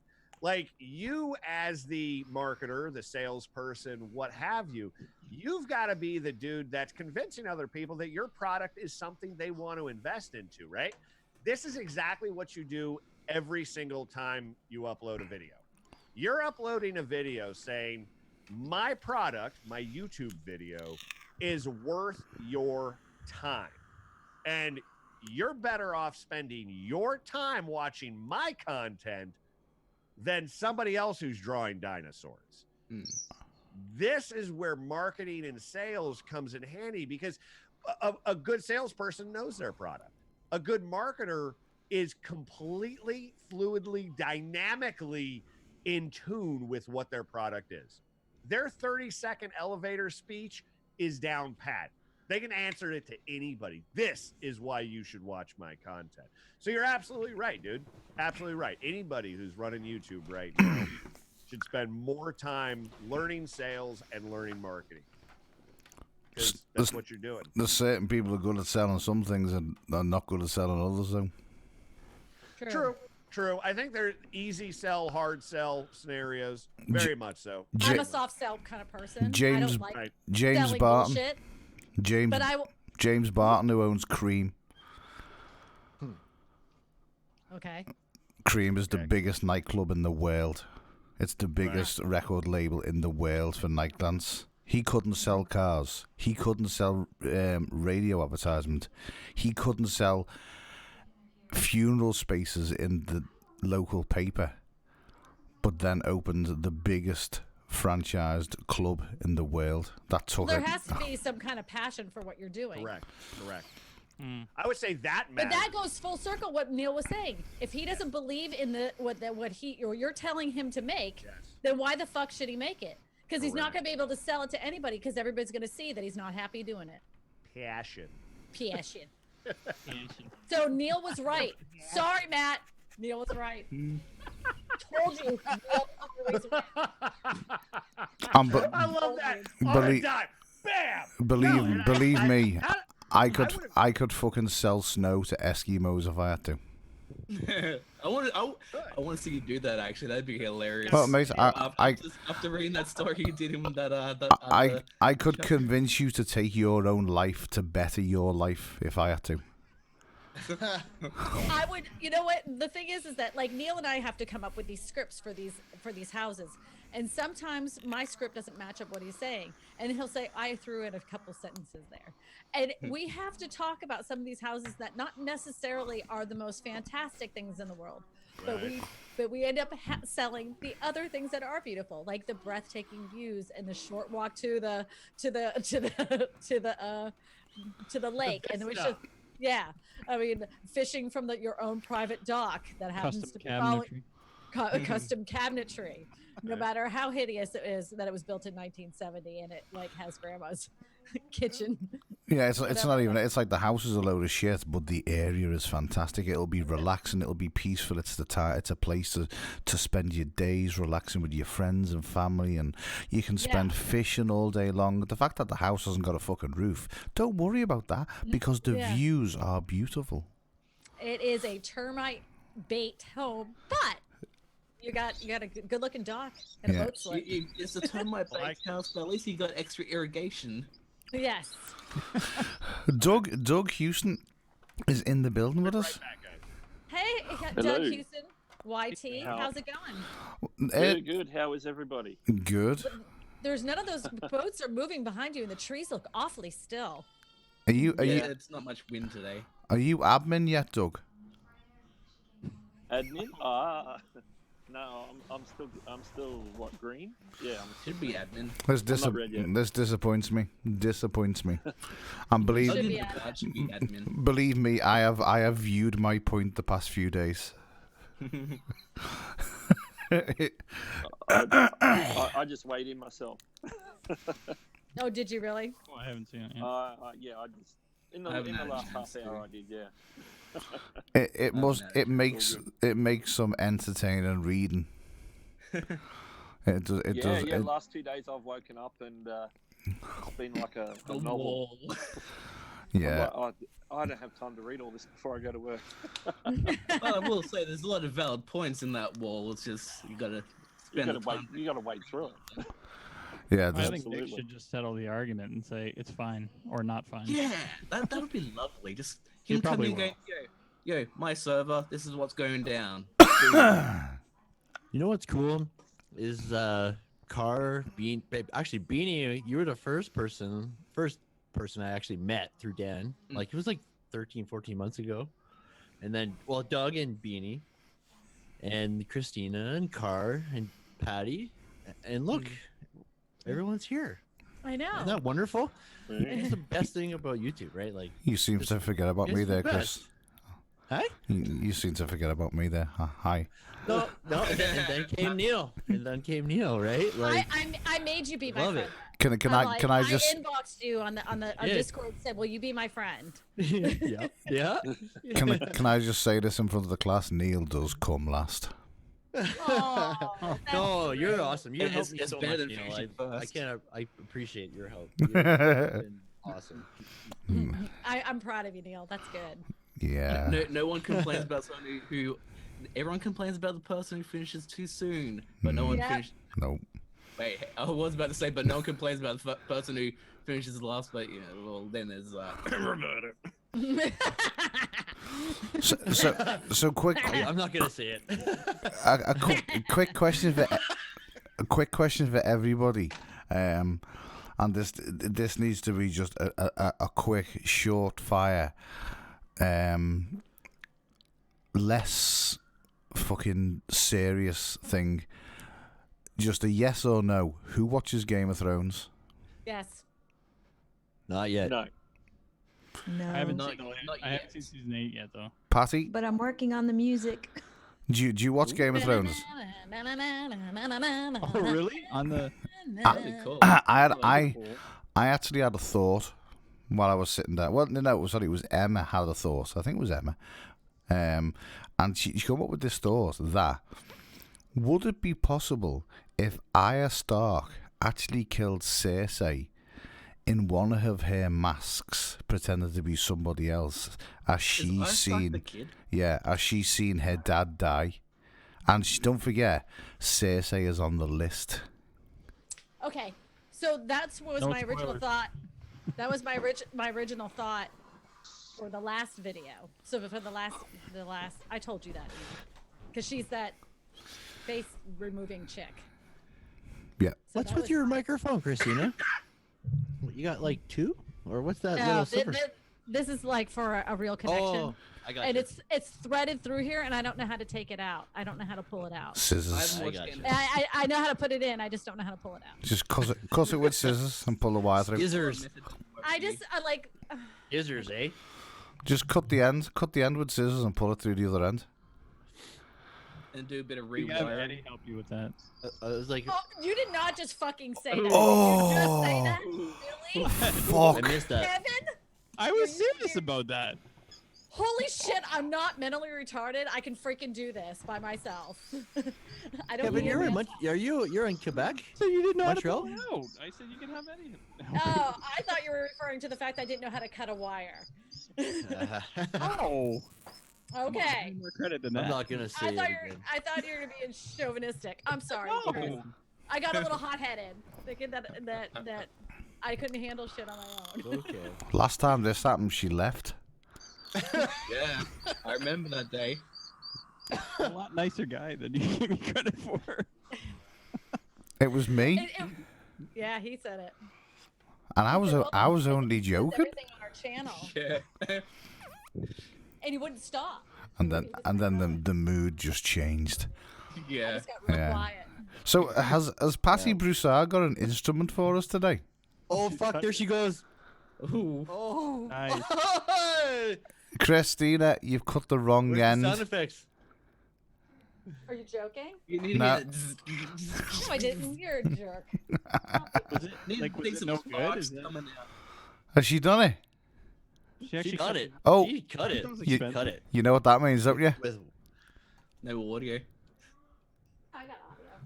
Yeah, I know. It means when she gets an XLR, she needs to get a new stand. I'm not getting that. I'm not doing that. Sure you are. You will. No, XLR is annoying. I can't do the whole mixer, like figure that shit out. I can barely figure out my ass, you know. Is that a USB one? I'm like patiently waiting by the mailbox like a puppy dog. Oh, I heard that Neil gave you a special gift. That was so nice. Yeah, it was very nice. So yeah, we'll definitely have to test it out as soon as I open that baby. I just can't wait to see if it gets into the country with what else is in the box. Oh, Yeah. God. Right on. So I shouldn't open it around the kids. Oh no, it's only flour. It's just made to look like sachets of cocaine. That's awesome. I think I need. This is Canada. Anything gets in here. Come on. Right. Let me give you a. All right. Let me. Where are we? Fuck. Right. Have you got a pen, Chris? Yeah. Right. Take this number down, and you'll be able to track it and see where it is. Dope.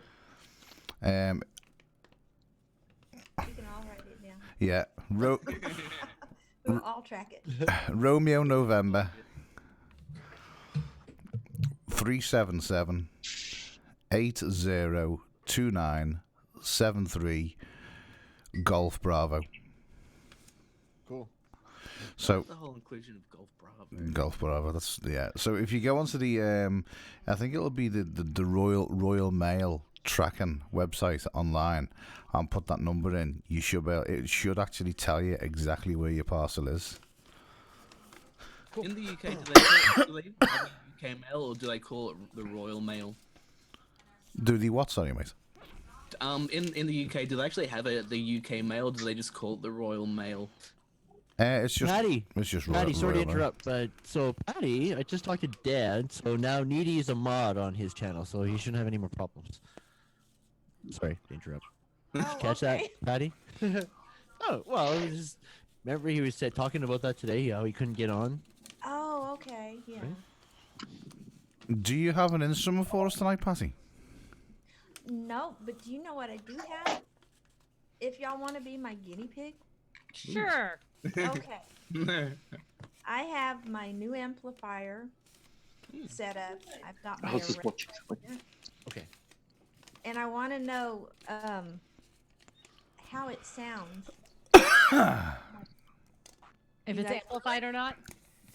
Yeah. Matt Shoot. spec. Go. So let me ask you something. Okay. I should put it up on the figure 8 thing, right? So it's like I'd probably on the put it. I'd probably put it on the 0, so it's all round. The figure 8 will just do front and back, but the very bottom one will give you a full. It'll use the full diaphragm. okay. All right. I'm gonna go on mute. I'm gonna turn everything around and figure this out, and then you guys tell me if it sounds good. Great. If not, If it's on the 0, then it shouldn't matter technically where you are around the microphone. It should pick it up. So I'd leave your microphone. I'd kind of put your microphone towards the wooden nails. but not it should be toward the amplifier though. Yeah, well, yeah, you just kind of That's where the point. sound's Yeah, coming from. so it should pick it up anyway, with it being on that setting. To be honest. All right. I'm gonna go on mute and I'm gonna turn things around and we'll play a little bit. Honest, Neil, is that even in your?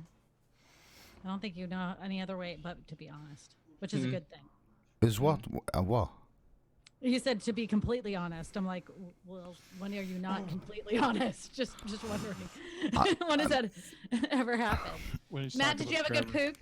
Well, I mean, Trevor, Trevor, that story, you know, he's a good storyteller when he wants to, tell Yeah, a but the story. rest of us were in on the joke. That wasn't him being like.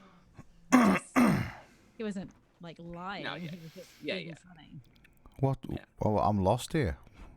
I We're think I talking lost about myself fiction there. versus nonfiction. I don't know. Yeah. Yeah. You had said the words to be completely honest, and I said, when are you not completely honest? When in life has Neil ever not been honest? And then I said, and then they said when you're being Trevor, and I said, well, that's just a joke. and we're all in it. Carl made a good point. I just need to know the difference between fiction and non-fiction. And Matt had a good poop. He was gone for a long time. I was getting my dinner ready, so I'm eating dinner right now. So that's why I'm muted. Right, First step. Poop. Right, sound like the Cookie Monster over here. So here's a question, right? Seeing as we were talking about emails before and shit like that. Every time you see a conference for YouTube, people talk about an email list. Of course they do. But we all agree that 90%. I don't, and I completely don't. And I'll be honest, I don't open any email that has come from someone I don't know. I only Even open people I know. I don't open. I don't, unless it's an email that I'm either expecting, or it's an email from something I have bought, or it's an email from, like, say, Christina from a script. Every other email gets binned, and I don't care who it's from. It just gets binned. So what? And we're all kind of in agreement of that. We all do, like, email. It's just like, get away. Because you get that many of them. You get so many. I mean, you sign up for a couple of cryptocurrency sites. Boy, you see how many emails you get then. Yeah. They be trying to sell you all sorts. Spam ones. Oh, mate, the spam ones are ridiculous. So, you know, we don't open all this crappy emails that we get. But why do we constantly get told off people that, oh, you need to get an email list? Because why is Matt eating dog food? Old news. Well, here's the deal. I still believe in email lists. I just do. Because those customers that you haven't seen in 10 years who have been erasing your emails and probably have only read one in the last 3 years, when they do decide to buy a house, that's when they decide to open them again. You know, they're like, oh, I got it. A contact list. I agree, Chris. That's important. A Or they contact come back in list. 10 years and they'll be like, why have I got all the who unsubscribe because I don't know who it is. I only email people that have signed up for my email list. I don't put like, I get emails from other real estate agents and I'm like, bitch, I'm not even selling in Hammond. It's like an hour and 45 minutes for me. Like, what? How did I end up on your list? Because they go through the whole entire MLS and pull up everybody's emails. Yeah. I think that if, just like anything, if you have you need to have a marketing strategy when it comes to emails. You don't send out emails to a bunch of people you don't fucking know. You know? What about in terms of exposure? Gain an email list. Like, does it sort of help with getting the name out? Or No. Honestly, the best thing for me as far as exposure is concerned is video. It's just, you yourself. To me, 100%.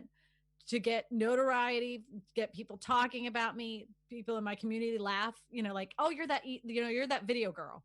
They may not even know my name, but they just know that I do videos and I do real estate. So that's ingrained in their head. Like, I had some loan officer call me today. He's like, you're so niche down to just Ascension Parish. I'm like, well, yeah, why would I go all the way? I'm not casting my net out far. I'm casting it concentrated. I want to be, when people think Ascension Parish, then I want them to think me. And he's like, yeah, you know what? I mean, I like, after watching 3 videos, I knew that was your area, Ascension Parish. I'm like, that's dominate Ascension Parish, then you're gonna dominate Louisiana, and then you're gonna dominate the United States. There's enough business. There's enough business for me in Ascension Parish that I could not. There's no way I could do it all.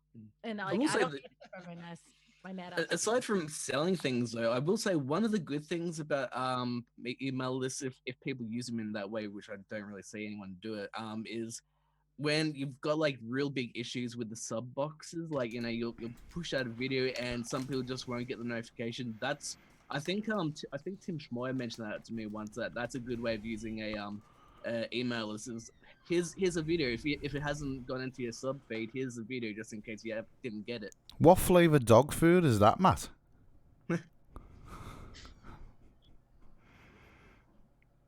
Liver Fish and onions. Teriyaki. Did you say fish and teriyaki? Nice. And I've come back and Chris is cauliflower rice and pork. And why's Chris got a rugby ball? Do you play rugby and? Damn right, yeah. Oh yeah. Really? Yeah. I did not know they played rugby in Canada. Yeah. Oh, Are you yeah. kidding me? Oh man, I played on some really good teams. But I think Eddie yeah. played lacrosse. Every team we played from the UK and Wales, they like whomped the shit out of us. Like, so good, right? Like insanely good. Yeah, but that's just because UK rugby players are literally Born that There's way. always a party at my place after. made. They're just built like fucking brick shit houses. Damn right they are. It's quite funny when you get the odd American football team and they come over and like they do it. No, they do it. I mean, there's some big boys that play American football, but you put them up against a UK rugby team, and there's no padding, there's no helmets, there's no, there's nothing. It's just you wear a pair of shorts. Yeah, you wear a pair of shorts. You got a pair of, we might give you the jock strap, and we're literally gonna. Oh man, and there's a big difference. We just tape our ears, or like tape around our heads, Mate, tape our ears down. The Welsh don't That's even it. do that. The Welsh just drive trucks over the children from a small age. They're nuts.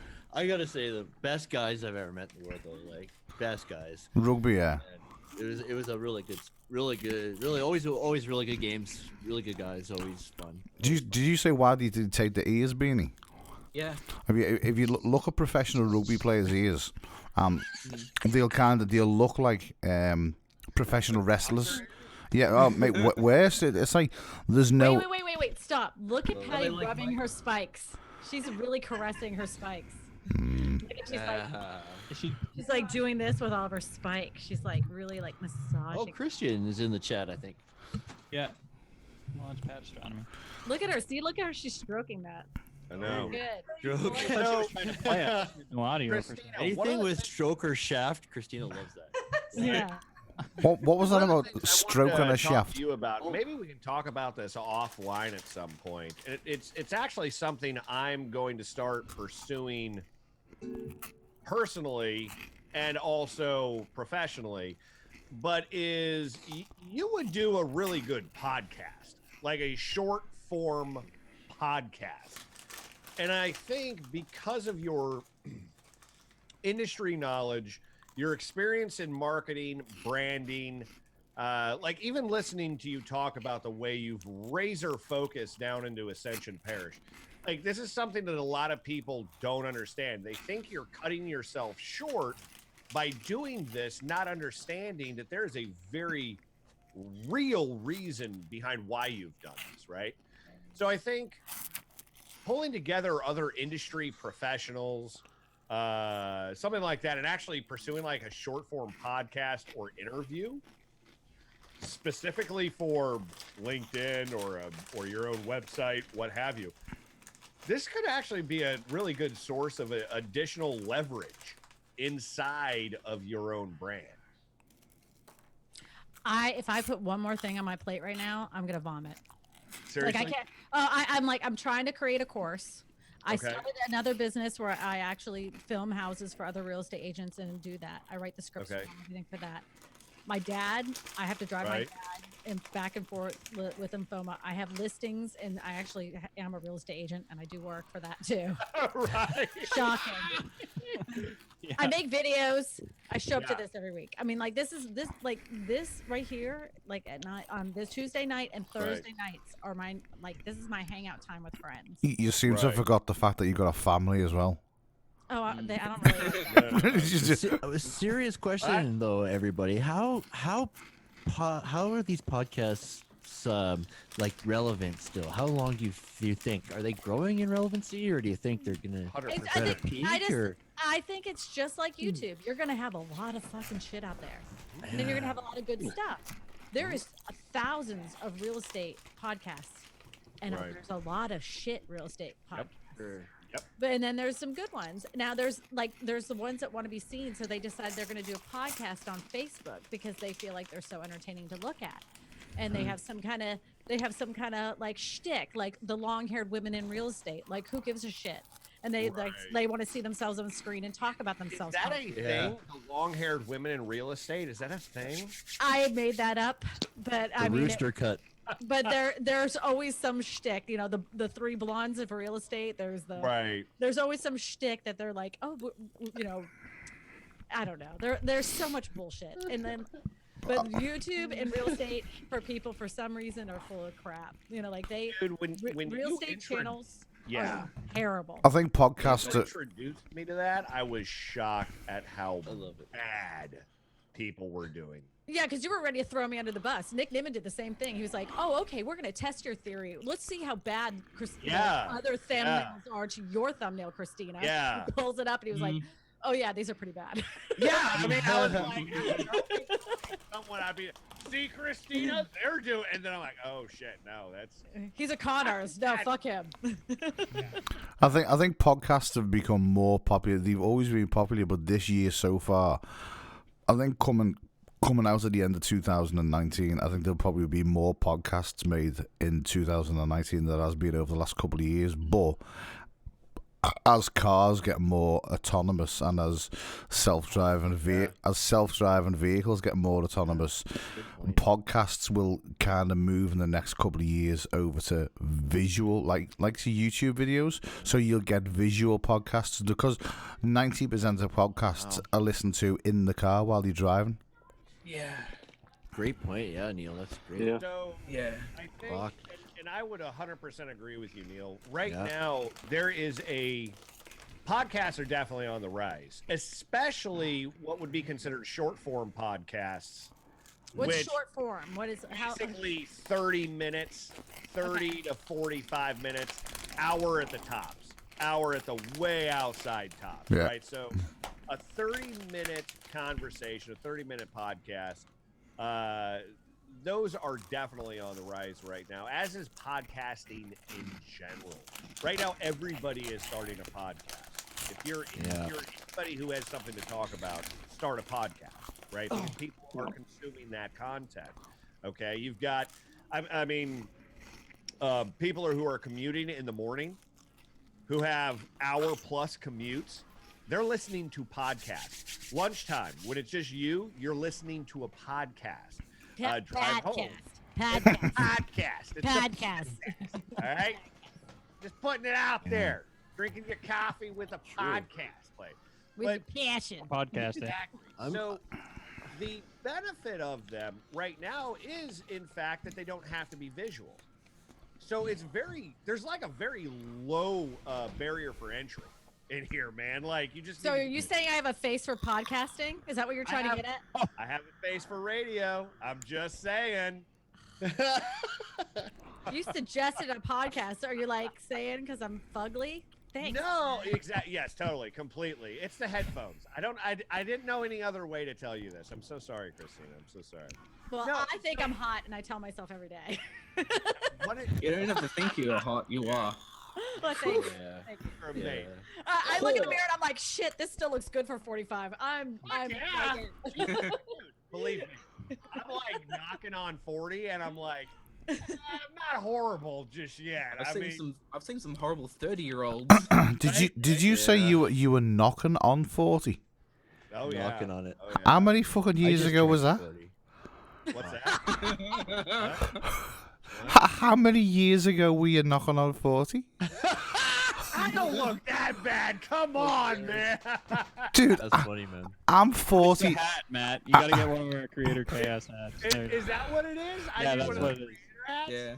I'm trying to sell you merch. You see, he's doing it a different way. See, He's directly to you. I'm 45. I think I look I look all right for 45. 45. I thought you were I thought you were the same age as me. No, I just present myself more mature. That's all it is. Well said, Matt. Bullshit. Damn, we are just. We love you, Neil, man. You're the best. So, Chris, here's what I would say. Podcasts are not going anywhere. Anybody starting them is, in my opinion, 2 years too late. But if you start one now, you'll be able to tail that into the next iteration of it. I think video podcasting is going to become huge, specifically for why Neil mentioned. is automated cars, self-driving Yep. cars, right? The reality is you have a lot of commuters who are listening to podcasts, and being able to visually interface with a podcast is pretty amazing. Like, Let me ask you this. Have you seen the podcasts that are on Facebook? Have you seen the live stream podcast format on Facebook? I haven't. Myself, I have not. I have. how They're bad? Well, terrible. okay, so In my But what opinion, about interaction, like live they're stream? they're so sticky, and then they don't really interact with the audience, and then the audiences don't really stick around on Facebook. I don't know. I mean, The so other thing I think podcasts. I mean, I kind of disagree with Matt. I think if you can get a good branded, if you can get a podcast out now, which has got some element of either a comedy towards it or some sort of interest towards a demographic group of people, I think right now is a perfect time to do one. It'll be hard, but I think if you got it out there to the right people and the right demographic, and marketed the right way, you could just go boom, because there is that much shit people are looking for. I mean, Joe Rogan. Okay, yeah, Joe Rogan's been doing it for years, and let's be honest, his podcasts are like 7 hours long. They're massively. And I could listen to every goddamn Yeah. minute of it. Yeah, you So could, amazing. but like Matt was saying, the 30 minutes, the hour podcast, great. I mean, Nick's just about to do one. He's just about to put a podcast out. And Yeah, but that's Nick. Everyone wants to listen to him. yeah, No, but wait a minute, it's though, actually but a I think- good idea. He's reacting to comments on his YouTube channel via a podcast, because That's cool. the guy, he's got to do the voiceover for the intro and the outro. Man, that sounds nice. That's Nick's brilliant, right? Like Nick is Yeah. definitely. no, but he's when But he I was think there's something to be said, though. Just like YouTube, everybody will say, "Oh, YouTube's dead. YouTube's dead." No, it's not dead. It's No. one of those things. Like, you just needed to find your way on it, just like podcasting. Yeah. There's thousands of people. It's a saturated market, but make your shtick or your thing to connect with those people. Are you going to have billions of downloads from your podcast? Maybe not. But if it's your target audience, who gives a shit? I mean, and Like, both Christina and Neil, you guys are absolutely right, and thank you for correcting that. I am not saying that it's like too late, don't do it. It's just you're I know you're what you're gonna saying. have as much It's- of an uphill battle. oh, yeah, in yeah. content creation there that you will anywhere, versus a few years ago when it was very I don't know, it's very clicky, but and it was you're on the edge of as content. well as that, though, Matt, you've also got a few years ago, people were like, "Ugh, I'm not listening to a podcast. Shit, who listens to podcasts?" At least now you've got that mass audience who may be looking for something a bit, because when Nick approached me and he said, "Look, I'm doing a podcast. Can you do the intro and outro for it?" Which I was like, "Fucking wow, right? Do you want me to do it?" And he was like, "Yeah, I want you to do it." And I was like, and then he started telling me about the podcast, and I was like, I was kind of sort of along the same lines as you, thinking, why is he doing a podcast now? It's like, okay, they're getting popular, but Nick Nimmin do a podcast. And then he was like, oh yeah, I'm going to be, because he said there's some comments in the comment section on videos. He said I really want to sit there and have a rant over, or I want to go in depth into a conversation over it. He said, but I don't want to be sitting there like typing away like an idiot. It's easier to do a podcast. And then the more I thought about it, I was like, man, that's who else is doing that? Who else is doing a podcast in his niche about just because the content is already there for him? He hasn't got to find anything to talk about. It's all there for him. It's like genius. Well, and to me, there's a benefit to that, and there's a lot of ways you can make a podcast better, in my opinion, right? And it's something we're like. The product even that I'm going to be playing around with on Twitch coming up, it's built for a podcast. But the way I'm looking at it is I want to make it visually appealing, and I want to kind of harken back to the days of radio. I think you were invested into radio at some point in your career, weren't you, Neil? Yeah, I mean, I've worked for, I've produced a couple of radio shows. I've worked for a couple of people who are on radio. Okay. I've never been a radio presenter, but I've worked behind the scenes, like producing radio shows and putting them together, and things like that. This is why I got in the Nimmin for, and why I got so et up about. Because Nick's doing this whole live thing where he's bringing people on the air, and they've got like 5 live rooms. It's like you don't need to have 5 live rooms because for the person who's doing it, it's too confusing because you're not necessarily looking at right. I'm in room 3 now, and then go to 4, then to 5, then back to 1. Just have two rooms, one with a person waiting to be spoken to and a person speaking to you. That's how it's done on radio. Don't even need the waiting rooms. You can't. I mean, in radio, we used to do it in a way. It was like there's a guy waiting, and it's you kind of need it in case the guy might just go off. He might just go off it, and then it's a case of right, okay. Then the presenter has got to fill in the dead air. Some radio talk show presenters are great. They can literally talk about cotton wool for 3 hours. Women would never have a problem filling in. There is no. He I think he's doing a lot of that anyway. Yeah, he wouldn't. But that was my whole point. It was like you don't need 5 live rooms. It's just it's causing because Nick he's so on the go, and he's for you to go, say you're talking to number 3 and then so you go to number 5 rather than go to number 4. You then go back to number 4 and then go to 1.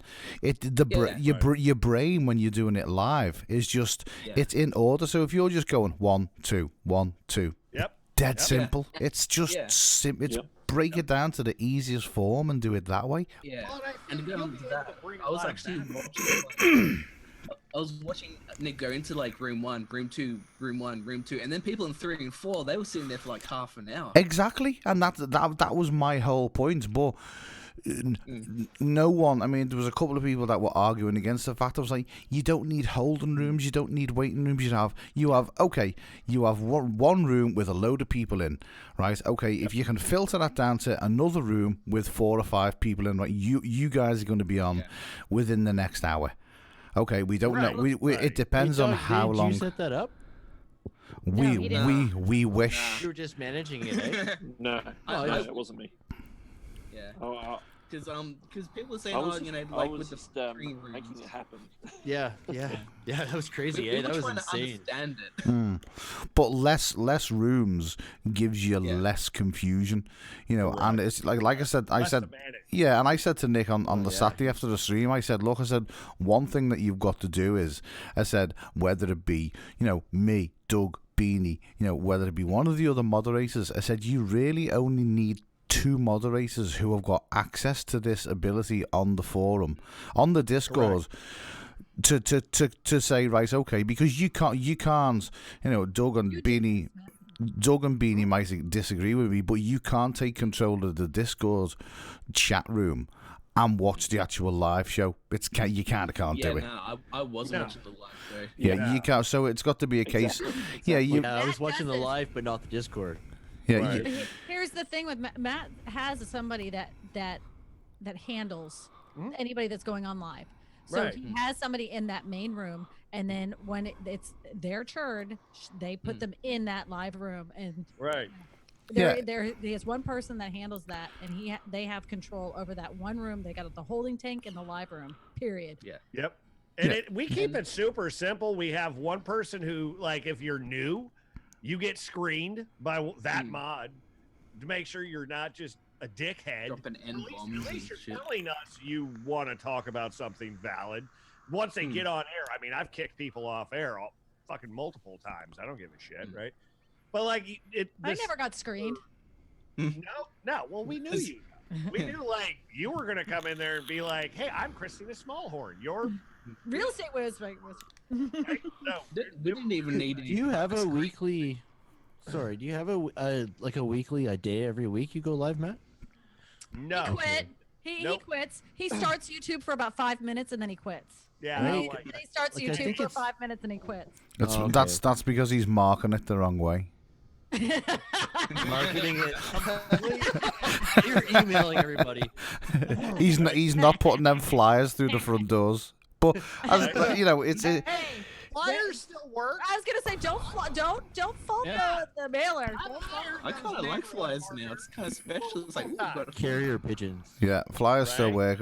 Even I mean Liverpool, if you're putting club nights out in Liverpool, there's one thing that works better than Instagram, Twitter, Facebook, anything, and that is paying some guy to have some posters made and have them put up on various buildings that are empty. That shit works. It's the basic form of advertising, but people walk past it they can't help but look at it. Oh yeah. And there's one guy in Liverpool, and we call him the poster guy. And you dare put a poster up in Liverpool without him fucking knowing about it, and you're dead. Really? Oh, mate, yeah, he will hunt you down in his little white van, and he will plaster you to death. Yeah, Get a certain set of skills. and the crazy thing about it is that this guy, he's putting posters up illegally on buildings that he shouldn't be putting posters up, but he owns the fucking round. Sounds like a drug dealer. It's just I like this guy. Yeah, Man. I want to get it's him on just the air. clever. It's just clever, but yeah, the likes of the phone-in shows just keep it simple. It's like it doesn't need but to let me be ask you this: so a billboard, waste of money or good investment? a billboard. Yeah, Not for Depends on YouTube, who just sees in it. general, in marketing. Depends who sees it where it is. If it's clever, it's valuable. If it's not, I had a billboard. I had a billboard for years. It also And depends everybody- what the you're only selling. Every person that ever saw it, that ever mentioned it, were other real estate agents. Right, No it one, is- no one ever called me because they said, "Oh, I saw your sign on 44." Yeah, but that's what I was going back to saying before. It depends on the product, right? KFC, right? KFC have just done a billboard advertisement in the UK, right? In the middle of the billboard was the KFC logo, right? In 100 other squares around it was different chicken shops around the UK. But the one that your eyes went on, it was like Casper's Chicken, Jerry's Chicken, Kentucky Chicken, fried chicken Tucky. It was like, go to Kentucky Chicken. yeah, it was literally every single rip-off shop. There was the logo or the shop front of every single rip-off Kentucky Fried Chicken place in the UK, and then in the middle of it, in the same size square, was Kentucky Fried Chicken. The amount of people that said to me, "Oh my God, have you seen that billboard about the Kentucky?" Oh man, I seen it and I had to go and buy some. I just had chicken on my brain, and it was like, that's clever. It's about cleverness and like it's not about selling the product. It's about making awareness of the brand, that the brand exists, and then you search out the brand. And that's why Facebook is good for marketing. It isn't necessarily about selling the house. It's about getting your face in front of somebody. They're saying, "Boy, she has a lot of houses that I see on Facebook. Yeah, maybe I want her to list my house." I never have sold a house because of Facebook. But it does help get awareness that I have houses that are for sale, and then I'm an active real estate agent. I found myself. I've sold my houses because of YouTube. Can I just interrupt? Is Patty ready? Because this is like waiting for the Beatles to come back. Well, she's been stroking know. things. Patty had to poop. Oh, she had to do a mat. Yeah, she has to poop. Oh. Oh, by the way, I was waiting on you guys to kind of finish what you're talking about. We're waiting on you. Chris, Right. Okay. And listen, I'm gonna switch to just an active listener. I'm gonna jump off here because it's 10:30. Wow. I got you are such a baby. I know. Grow the fuck up. No, Yeah. I got bedtime, lady. Times. It's important times. Matt. So you guys have fun. Thanks for letting me hang.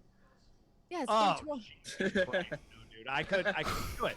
I couldn't even function the next day. I gotta be up at 5. There's no way I can't do You're that. not a such DJ. a pussy. No, You- I'm Grow sorry. up. Yeah, I respect. All right, you guys be well. Bye. Oh, is Chris Conkle's out as well? No, he's Nope. right here. I'm right here. Oh, I just sent you a message, like a chat. You gotta check this out. It's crazy news that just dropped. over to Patty. Okay. Yeah. All right. You guys help me troubleshoot this. Right now, I've got the amp on the floor and I've got the microphone up on the table. No audio, Patty. Yeah, he's got you. He has audio. Don't listen to You him. can't hear me? Yes, I can hear you. Don't. He's just kidding. Neil's He's always trying honest. to trick me. Yes. Neil, you're trying to trick me and I fell for it. Jeez. Sorry, Patty. Okay, listen, I have my laptop on though. So is there going to be some kind of feedback that's going to... You just have your audio down. I mean, if you've got audio coming out your amplifier. So Right. you don't have the. If you've got the YouTube audio turned up, then there might be a bit of sort of echoey, like a. Okay, I'm going to turn you guys down. All right, I'm going to just like strum a couple chords and you guys let me know if it sounds bad and I'm going to stop right away because I don't want this to sound bad. Can we have Stairway to Heaven? Do what? Demonetized. Oh no, I'm just going to play some random stuff, okay? No Game of Thrones. Slayer. Oh, I could do a little. Let's test it first, okay? Okay. Rain and Blood. Ooh, I want to hear that. Dee dee dee dee dee dee dee dee dee dee. It sounds clear or really bad? No, it sounds good. Sounds perfect. Sounds like an orgasm in my ears. I would like to be sitting on that. What? That's nice. That's amazing.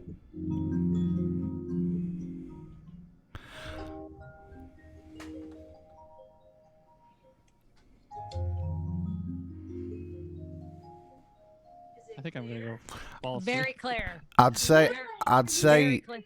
Very clear. if I'd say one thing, it would. Go keep going. Go keep going. I was Sounded relaxing. No, it was amazing. perfect. I'd say turn the bass down on the amplifier a little bit. Turn the bass down. Okay. Just a little bit, because there was a hum. Oh, I see what you're saying. All right, let's try this again. Let's see.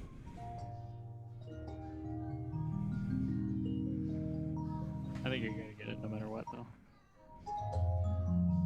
I love you. I'm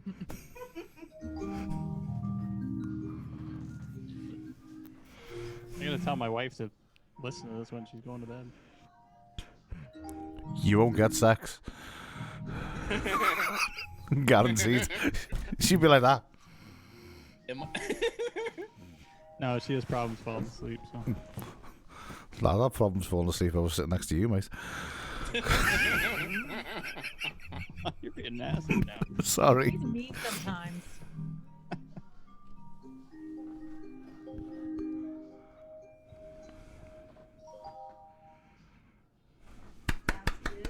Yay! Can you throw us a little Game of Thrones? Because I will. You know what? I'm a little rusty on it, but we'll see what happens. Patty. Okay. Patty. Yeah. Patty. Right, on your microphone. Uh-huh. Right, on your microphone, you've got a switch that says 80 and 40. Yes, Can you flick it to 40? it's on 40. It's on 40, right? Try it on 80, and then the bottom one, flick that down to 5. Okay. 5. Doug's having a dance. The level of the volume of the amplifier too loud, too soft? I think the knocking your dB down by 5% on your microphone, and then knocking the high pass filter up by 80% on the mic will probably make it sound a bit. I mean, it's clear, but it's like, we want radio quality, Patrick. Well, I don't know a thing you just said, but I did what you told me to do. Yeah. That sounds like me. I'm like, okay. You're the first woman in history that has. Right on, dude. Okay, let's see. Let's tinker with this a little bit. Oh wow. Oh yeah. Better. There's less bass rumble.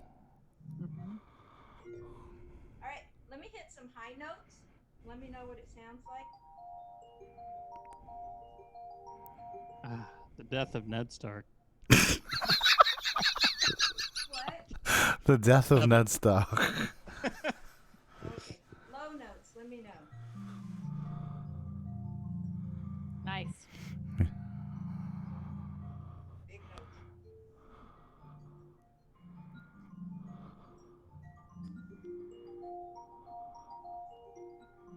That's beautiful. Oh, thank you guys so much. This helps me know that. Oh, this just might work. Okay. Well, it does work, and to be honest with you, turning them filters, turning your high pass filter up to 80 I don't know if anyone else was getting it, but there was a really like a I didn't mind it so much, but yeah, I can see what you're talking about there. After you fixed it, yeah, but it didn't bother me. Yeah, the bass No, didn't bother me, good. but it allowed the clarity to come through more. Yeah, it's better that now. was really nice. Yeah, crystal. Right, so 80 and 5. -5, whatever that is. Yeah. It what it does is the -5 it will just reduce any of the it's kind of like a compressor, so the low end sounds like the ambient rune sounds, it's knocking them. It's kind of like if you've got it on 5, you won't hear the cars go past. If you've got it on 10, you won't hear the trucks go past. Okay. It's kind of like it filters out the extra noise. Okay, let's do a little Game of Thrones for Christina. Woohoo! I'm just gonna. Just a little bit. Okay. I'm gonna mute Patty now. No. He's not. I just wanted to see the reaction on Christina's face.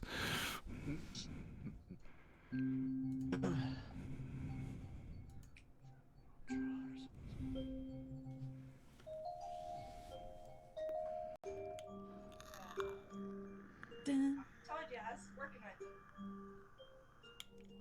You're gonna get it.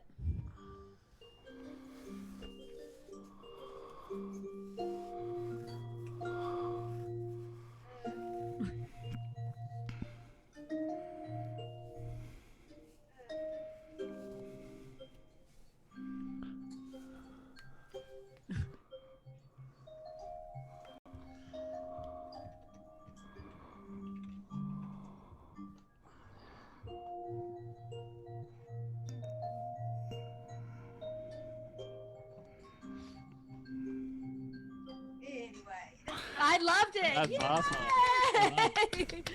Hey, That Patty, was do awesome. they have sheet music, or do you just basically learn how to play it from sound? No, this is all by ear.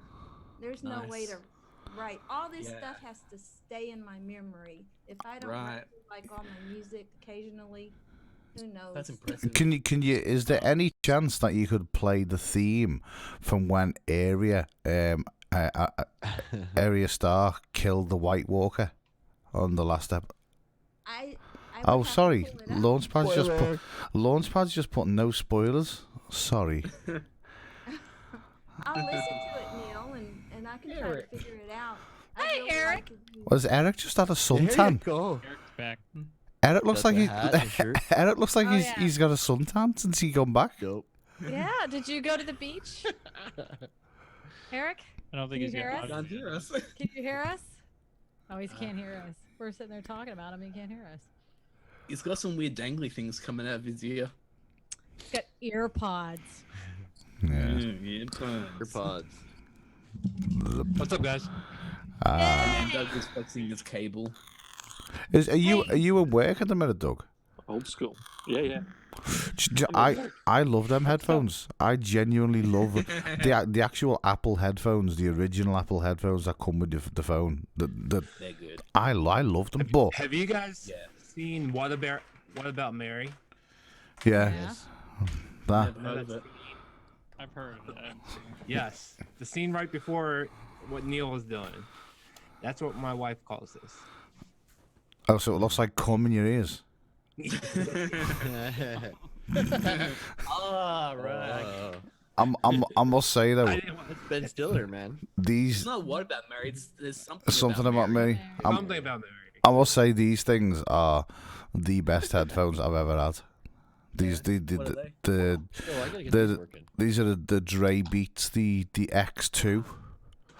They're like the new ones, man. But see, They're these go in so. far. I don't like the ones that go in. See, Right on the edge. Yeah, for my ears, I've got two different sized eardrums. Sorry, the actual canals on the ears. So I have to use the ribbed ones. I like the rib feeling. And they're the only ones that stay in. But honest to God, I can wear them, and it doesn't matter where I'm working, and it doesn't matter what club I'm in. It doesn't matter how loud the music is. I can wear them and listen to YouTube. Nice. And they're literally that good, and it's like, wow. Can you usually hear the music that you're playing at the club as well? Not really. No, if I've got something playing in the ears, you know it. There's music going So on. You can't tell if something's skipping or not. No. Hey ho. But I normally. Awesome, Joe. See, the only thing I don't like about them is I would 100% I would lose one. Yeah. I guarantee you, I would lose one. I just would. It's just me. I'd be out. I was worried about losing the whole thing.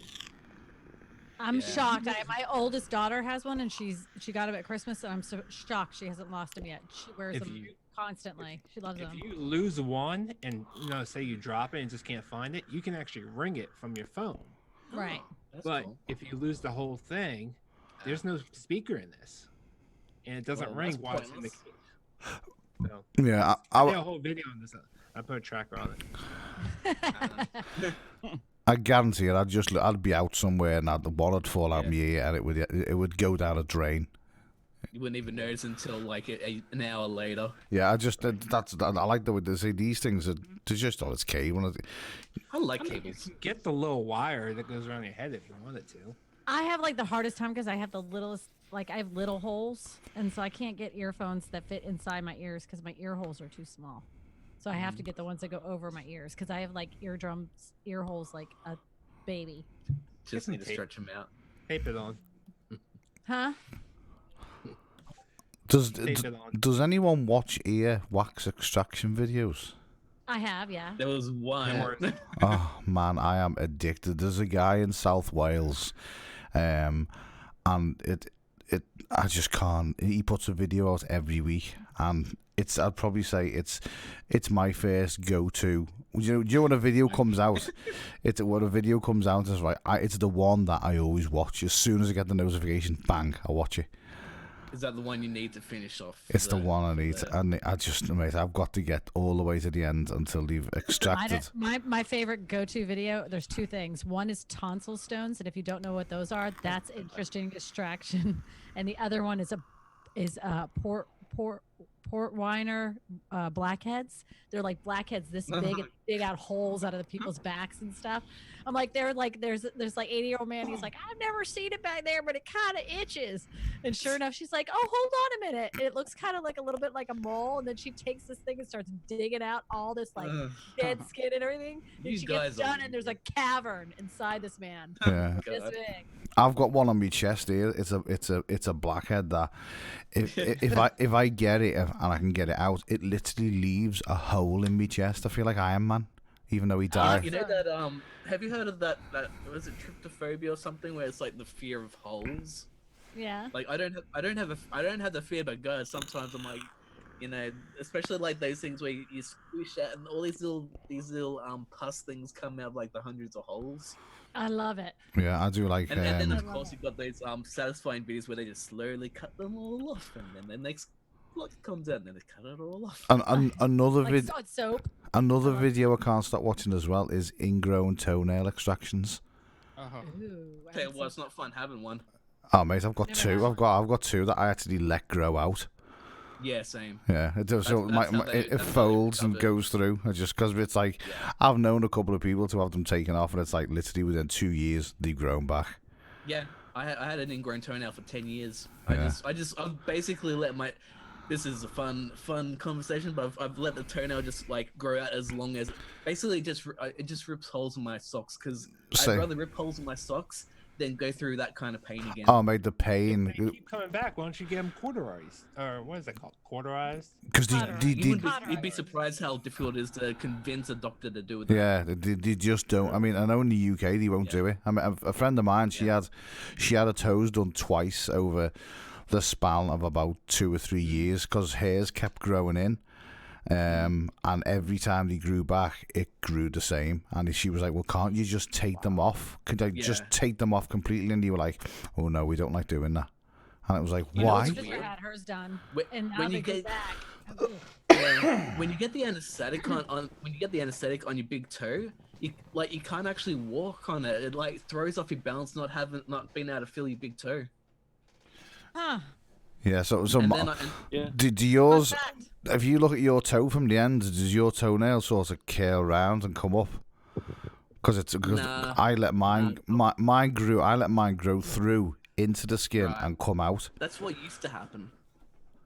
Yeah, it was painful allowing it to happen, but it was like it was physically that sore you couldn't touch the toenail. You want to hear something really bad? This is gonna really make people feel gross now, but it got to a point where it would grow, the nail would grow in, like right in, and I didn't have enough. I didn't have enough patience, or pain tolerance to wait for a doctor. So I just got a not a knife, but I got like scissors and just dug in. I've got a fear. Well, sort of a fear of blood. But at that point, I just I didn't give a rat's. I just had a whole bunch of tissues, a bit of the Scotch stuff to sterilize. Sterilize itself and just went to town and just. I let mine grow through the toe. Oh, you've got narrow toe. Curled. Yeah, because you've got to let it grow into the skin, and then you've got to let it find its own way out of the skin, and that makes for some interesting walking. I think I think you'll miss that one. Whoa. What have we got going on here? There you go. Just showing you my toenails. See, I wish mine were flat like that. Mine aren't. But I have got my fingernails and my toenails. I think I'm related to a velociraptor because they're literally they're that hard. Well, speaking of velociraptors, see how flat my pinky finger is there? I can't flatten it out. Too much masturbation. Yeah. No, actually, that came from. I should left-handed, say, Yeah. Funny you should say that. See. That came from punching my friend's bag back in the day. I didn't realize I punched his friend's bag. I moved around and the bag got in the way, and then I'm like, and I just happened to be there. It or if it broke, but I never went to the doctor about it, and then I'm like, it'll come back to normal. And about 15, 20 years later, still. James. My brother did this to my pinky, and we weren't allowed to say anything. You say it's crooked. I can also do this. Well, we're talking. Okay, I'm gonna chime in here. I have a weird toe. Oh, let's see your weird toe. Oh. Does it grow on top of your foot? No, it's my pinky toe from years of dancing in point shoes. Oh, this is gonna be fun. Toes are so cramped. My pinky toe, it sits sideways from the rest. Yeah. Does the bottom? Patty, does the bottom of your toe go to the bottom of the actual toe, like this part of the toe? Does it go to a point? The skin? Because I got that from years of wearing climbing shoes. Because climbing shoes, your feet are like this in them, and my little toe was always getting. Yeah, the bottom of the skin, my skin on my little toe, it goes to a point where it's been squished. Yeah, mine too. Yeah. Mine are nice and cleats and stuff. Mine too. This so relates to you too. Doug's like, yep, I'm out of this.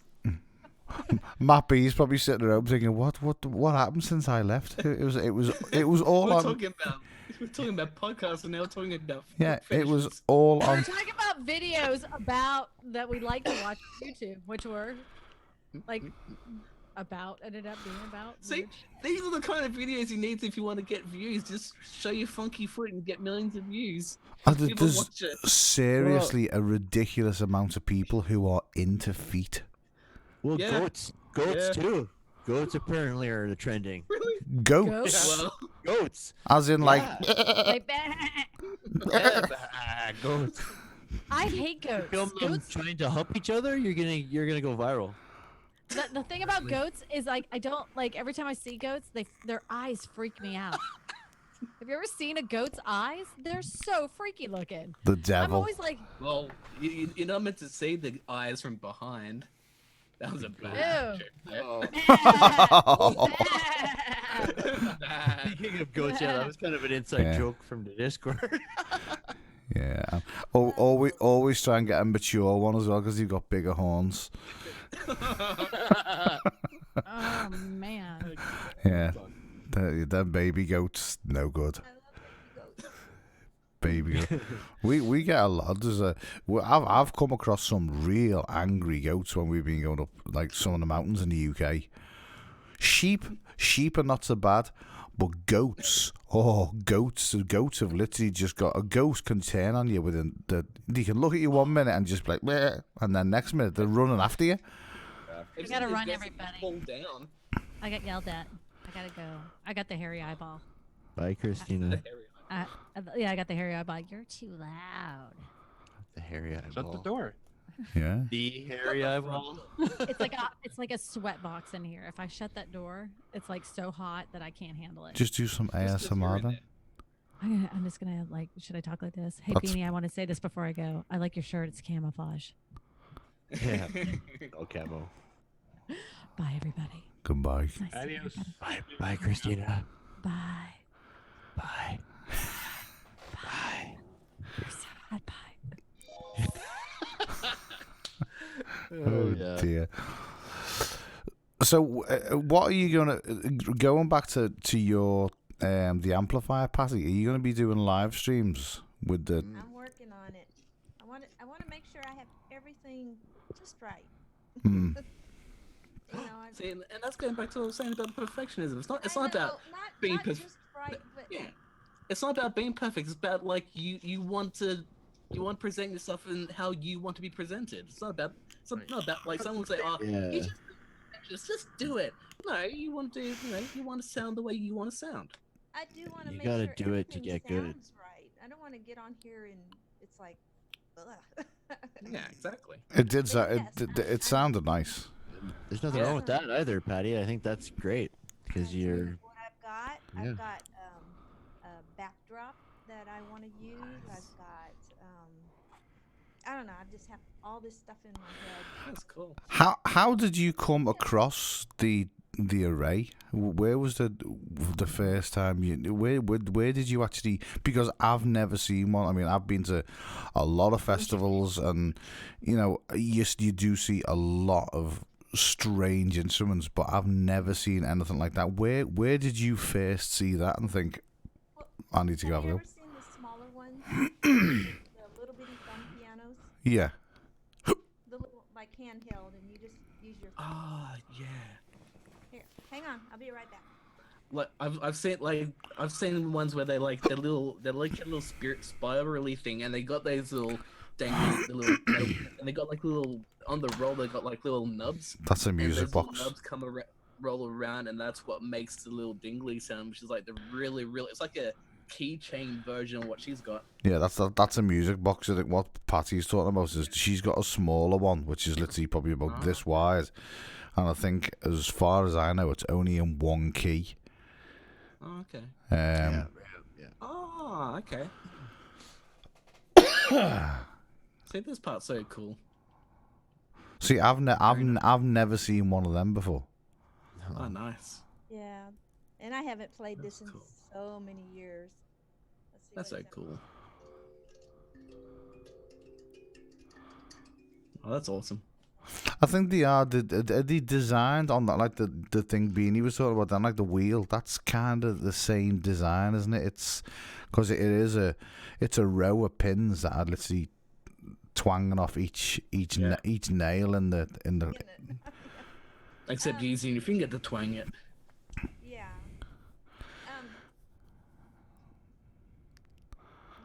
Yeah, it's like it's still metal, and you would use. Does that hole work kind of like a acoustic guitar hole? Yeah, what you would do. Let me see if I can make it sound right. Now, I don't know what it's going to sound like on the amp on the microphone. Are you actually covering the hole with your fingers? Do you hear that? that. Oh, nice. Yeah. Ah. Oh, okay. So that's like a trumpet when they have the things in, isn't it? Like what? You know when a guy playing a trumpet has the, I don't know what it's called, but he puts the Yeah, it's like the wow, Yeah. wow, wow. I was- When they oh, do it. Yeah. I was gonna say a whammy bar, but yeah it's Nah, yeah it's it's like in jazz. yeah it's It's got 2 holes on the back where you can like cool. mess with the vibration or the vibrato, whatever you want. And then you've got the main hole in the front where you usually use your thumb here. Are those things expensive? I kind of want to get one now. I was just about to ask the same question. I can imagine them to be like, you won't pick one up for under $1,000. One like this, this is a Hugh Tracy. If you really want to get one, write down the name Hugh Tracy. That would be a good brand. What type of price are you looking at for one of those? This is probably about $80. Oh right, I was expecting like hundreds. Well, this is No, just wooden. Well, there are so many. Oh my gosh, there's so many cool ones. There's one called a sansula, and it's the tiniest little thing, and it sits on like almost. It looks like a drum with a skin on top, and this little bitty sansula sits on top, and the way it resonates through there is just it's just beautiful. Yeah, I've seen some crazy instruments played at like a Glastonbury festival and things like that because they do have like strange. It's a round one. You would find in Africa, these are African origin, the kalimbas and the mbiras. Do they sound different? Yeah, everyone will sound different. This is a gourd. A gourd Are that's those been little hollowed beads out. to add a bit, or is that the beads just decoration? Now this is just decoration, but and I wish I knew where it was. An authentic African mbera would have beads like put on here, so as they play it, it would have a little bit of a rattle. Yes, and oh my gosh, well, I want to show you. So what's that? Right, What's just that? lit right up. I have this really cool thing I'm going to do in this video I'm working on. What's that called? A gourd? A gourd, yeah. Are they made by Eisman? Gourd Eisman. I'd love to go to Patty's house one day. There must be just instruments everywhere. Right? I can just imagine a whole bunch of people just smoking a peace pipe and just playing music all night. I'll bring the peace pipe. I thought you might. Did you actually check that number, Chris? Yep. Yeah, it said it was leaving Langley. Really? Right now. Yeah, at 6 a.m. this morning. Oh, so the post office actually lied to me then. 5 days, yeah. Yeah, 5 because because I said what's the turnaround on this, and she said about 5 days, and I was like that's yeah, but that was about in 5. Not including 2 or 3 in customs in Canada. It's not even left the UK, has it? Because Langley is down south. Langley used to be the Langley used to be basically the UFO capital. Well, that's where they used to investigate the UFOs. Yeah. Shimmers. Area 49 is there. Area 49. Area 50 or whatever. I don't know. Area 51. Yeah. So do they go on the array and obviously vibrate? So I went and picked up some different chains. Oh, nice. Ooh. Doctor. Just laying them down sounded nice. And the vibration of the tines makes these woo-woo like that. Mm. And it sounds really cool. Oh, wow. By the way, Dr. Sten has joined the chat. Good evening, Dr. Sten. That kind of sounds like a tambourine. Mm. Can you bend those things like too far and have to replace them? This? Yeah, the little wires. Strong. It's like super strong. Do these? Yeah, but you'd have snapped them. You'd have to intentionally do that. Right. Very, very, very strong. I'm not sure what it's.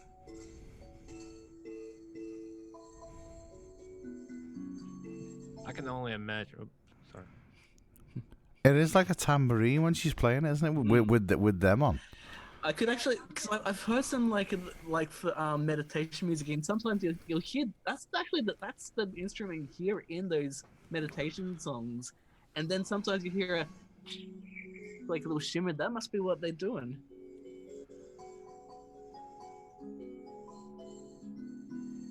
That's really cool.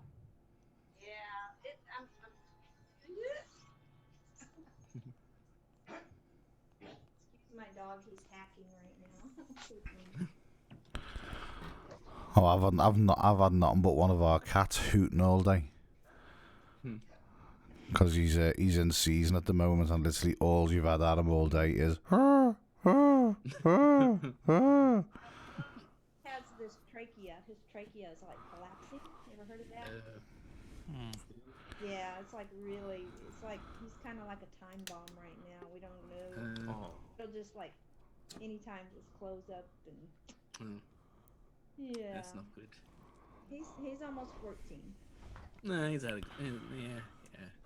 Does anybody else here play any instruments? He used to play the drums. Wow, that's interesting. Yeah, it's a question we've never asked anyone. I want to play instruments, but I'm not good at any of them. What about you, Eric? Do you play anything? Back in the day, I played the sax, like in elementary school and middle school. It was sax. I tried the guitar. My hands were too big for that. Yeah, that's about those things. Yeah, well, I tried guitar. I tried guitar and then went to bass. I played the bass for years, but I can play around on the guitar. But they're just, I mean, these hands are not good. There's two. You need to be able to stretch. Yeah, my little fingers just kind of it didn't kind of do what chords were meant to do. But bass guitar, I was great on bass. What is she? You've only got four This strings happens to be sitting here. Oh, nice. Is that This is like sitting on a flute? 150-year-old antique, a fife you would call it, from the military. Can you play that as well? I don't think it makes any sounds, to tell you the truth. It's just for looks. I bought it at an antique store. No, it's not gonna work. Pork is in. Oh, you should play the Jurassic Park theme with that. Have you seen those memes? Can you play it? Can you play it, and Chris? Light from Star Trek: The Next Generation. Right. Those Trekkies are there. It's a different one. Ooh. This is also an A antique. whistle on there. Mm-hmm. It's a different kind of mouthpiece. Oh yeah. Wow. Where the hell do you pull all these things from?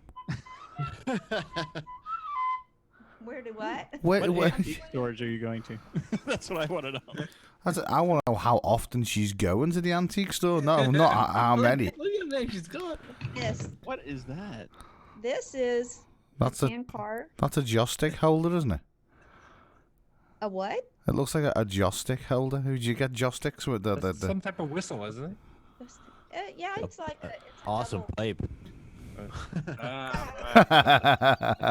it's got like two holes. Double barrel. Oh, Yes. wow. So you've got like two flutes in one. 2 holes, double the fun.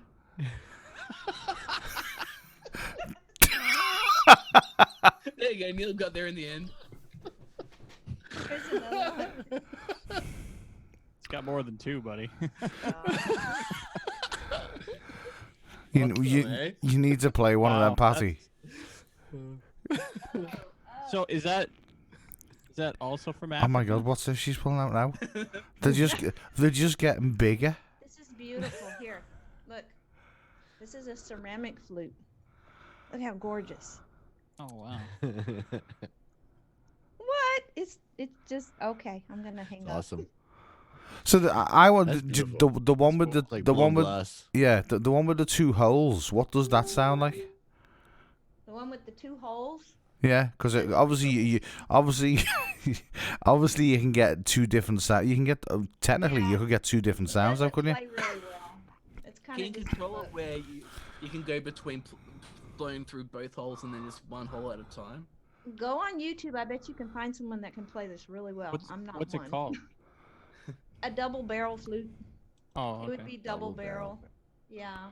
So you can't. You've got to put your mouth around both holes. Hmm.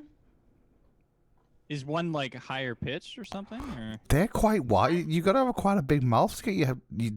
yeah. No, but it's quite wide. It's not like you think of a normal flute and it's. I don't think you covered like you don't go. You go. Let me see if it'll make a sound. It's just been You sitting. blow. You blow into it. You don't suck on it. You don't. Yeah. What was that noise again, Daryl? You can hear it playing 2 times, Yeah, but it's not a very good sound. I don't even understand. Oh, that almost sounds like Thomas the Tank Engine. It looks really cool. Like the artwork on it. It has Stuff. a beautiful sound. Oh Wow. That sounds like the line "The Witch in the Wardrobe." I think. Yeah. The old cartoon. Do you know what instrument really impresses me when you see people playing them? The didgeridoo. I wish I knew how to play one. You don't know what a didgeridoo is? No. Like the big. Really? Have you never heard of Australia? Not many people have. It's a continent. What's that? It's a crim. It's not on the flat Earth. Have you never seen a didgeridoo, Kev? I've never. I may have seen one, but I didn't know the name. It's basically Crocodile Dundee. It's basically like it's a tube, and it'll be about like say this wide, and it's just a long tube. It's a long it's basically a long hollow tree. That's basically what they are. They're long hollow trees, and you go. Oh, okay. Yeah. Basically like that. I have a friend that. Yeah. I have a friend that And sometimes you makes go. Kind of stuff. Like in They make like little animal noise. It's basically like the indigenous. It's like an indigenous instrument, and like it's basically just like a reverberation. And then, Reverberation. Yeah. Yeah, that's the one. And bass and because of like it's traditional indigenous music, they'll like incorporate like dingo noises and like dog noises and bird noises into the actual didgeridoo. Yeah, I have a friend that makes the didgeridoos, and she hand paints these beautiful designs on them. Yeah. I'll put a link in the Discord. It's just gorgeous. Yeah, that's half the point of them. Half of it is art. The other half is music. Yeah. These are pretty cool. Isn't it weird looking? It's clay. That's cool. Is that a Is it a music musical piece? instrument? Yeah, it's a clay flute. I don't play these. They're just for looks. Nice. He's got 4 nipples. That's some Total Recall shit right there. I've actually got a flute. Together, there's 8. Where's your flute? Double quadruple the fun. I shall go and get it. Hang on, and I'll play my flute for you. I should see if I've got. Oh, Neil's gonna play his flute. Wait, is it a real flute? It's got to be a real flute. For real, Neil. Is my thing. I had a harmonica, but I don't know where it is. You can see behind. Where is my harmonica? Yeah, the problem is I live in an apartment, so having loud instruments in an apartment isn't exactly the wisest idea. Yeah, I had to sell my drums. Oh, that's heartbreaking. Yeah. Oh. Have you tried electric drums? Yeah. Yeah, we have Rock Band, and that has like a No, like kind of real electric drums. not real ones. Yeah, they're expensive. Yeah. They're really expensive, but You can get them for about $1,000 though. decent set. Yeah, like They the probably drums cost I about had the same were drum cheap. set. Ah, They were only like $400. okay. Yeah, because like a set of electric drums are about the same price as a decent set of drums. Oh yeah, like a Pearl set is like Oh, Yeah, depending on the sets, are like $3,000-4,000 Canadian. I kind of want to get some electric drums, but I've got nowhere to put them.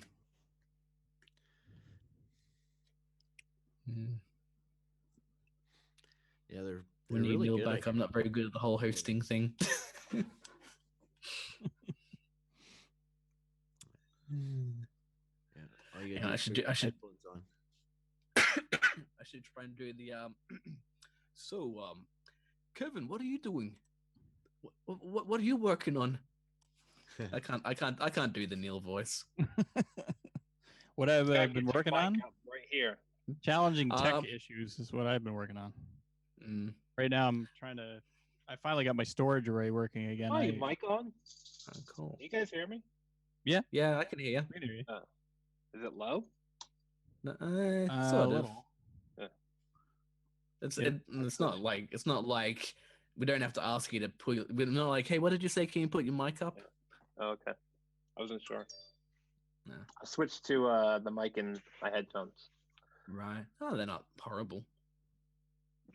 It's just easier. I can type. I can do things. So. Actually, with my microphone, because I have my microphone like a good forearm distance away from me, because I don't like it showing up in camera. But I'm contemplating just like, because no one seems to. It almost seems like people like the look of the microphone in frame nowadays. I'm like just wondering if I have the volume down and then I just I talk quieter, maybe the audio quality might be better. Well, sometimes it works. Sometimes it doesn't. Like Neil over here, who has an ugly face. That works. Put it right there. Lucky you got the timing there. There you go.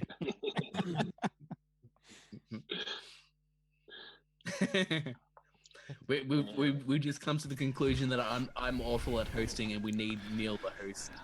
No, I can play the flute, but it'll. I want to see Neil's. You want to say Neil's flute? Never mind. You didn't want to complete it. I'll kind of have to do it to music though. Okay. If I can. So what do you have? I'm scared. The flute. I'm scared. I can. I'll give it a go. Yeah. See if I can play it. I just hope he doesn't make me return my He money. has to pull it out of its package. I'm scared. We'll give it a go. Oh, nice.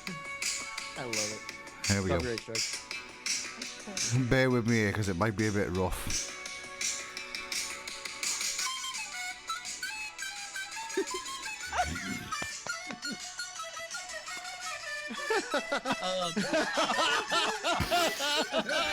Is it coming through? That's the fucking best. It's not.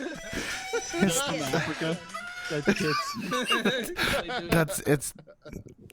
I think you need to wrap your lips around the knob. Really?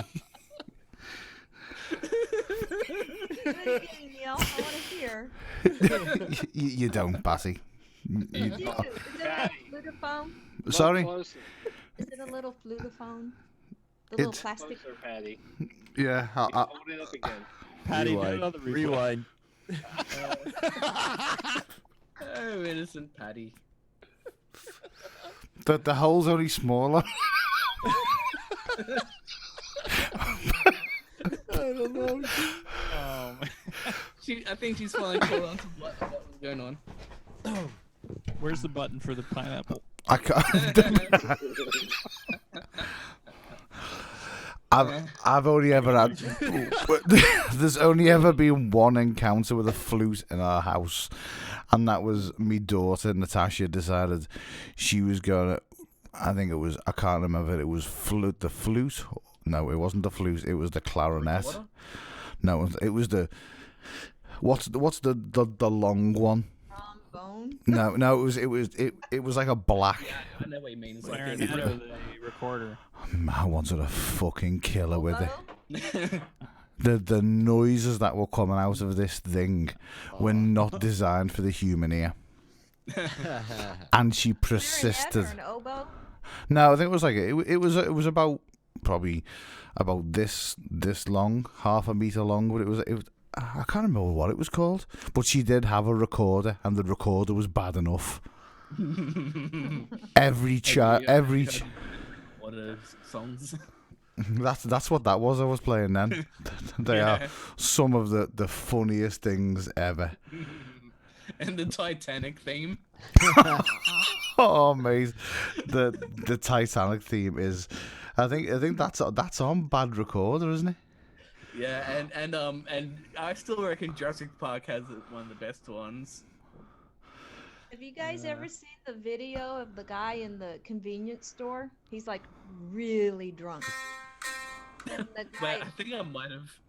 and they play the Titanic theme, but the guy that recorded it, I mean, he did such a bad job on purpose. This is the funniest video.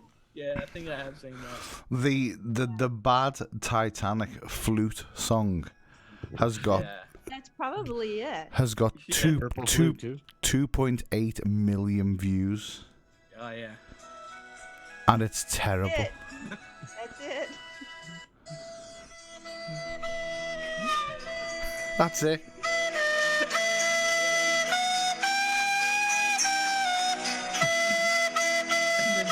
You gotta watch the video of the guy in the store with it though. It's so funny. It's I've like seen some really good videos with that. the I've seen some really good. the aha one just creases me up. Aha take on me. That is just. I've actually played that in a nightclub before today, just to piss people off. If they were the clubs that I would have gone to, they would have laughed their heads off. Oh, mate, it was just you have one of them nights. You're like, I'm really just gonna piss people off here. I'm gonna play that, and Baby Shark. Yeah. Well, I used to go to a lot of goth clubs back in the day, and one of the DJs, just to try and piss people off, he'd play like Bop and Spice Girls, and people would actually dance to it, ironically, but he was like trying to piss people off.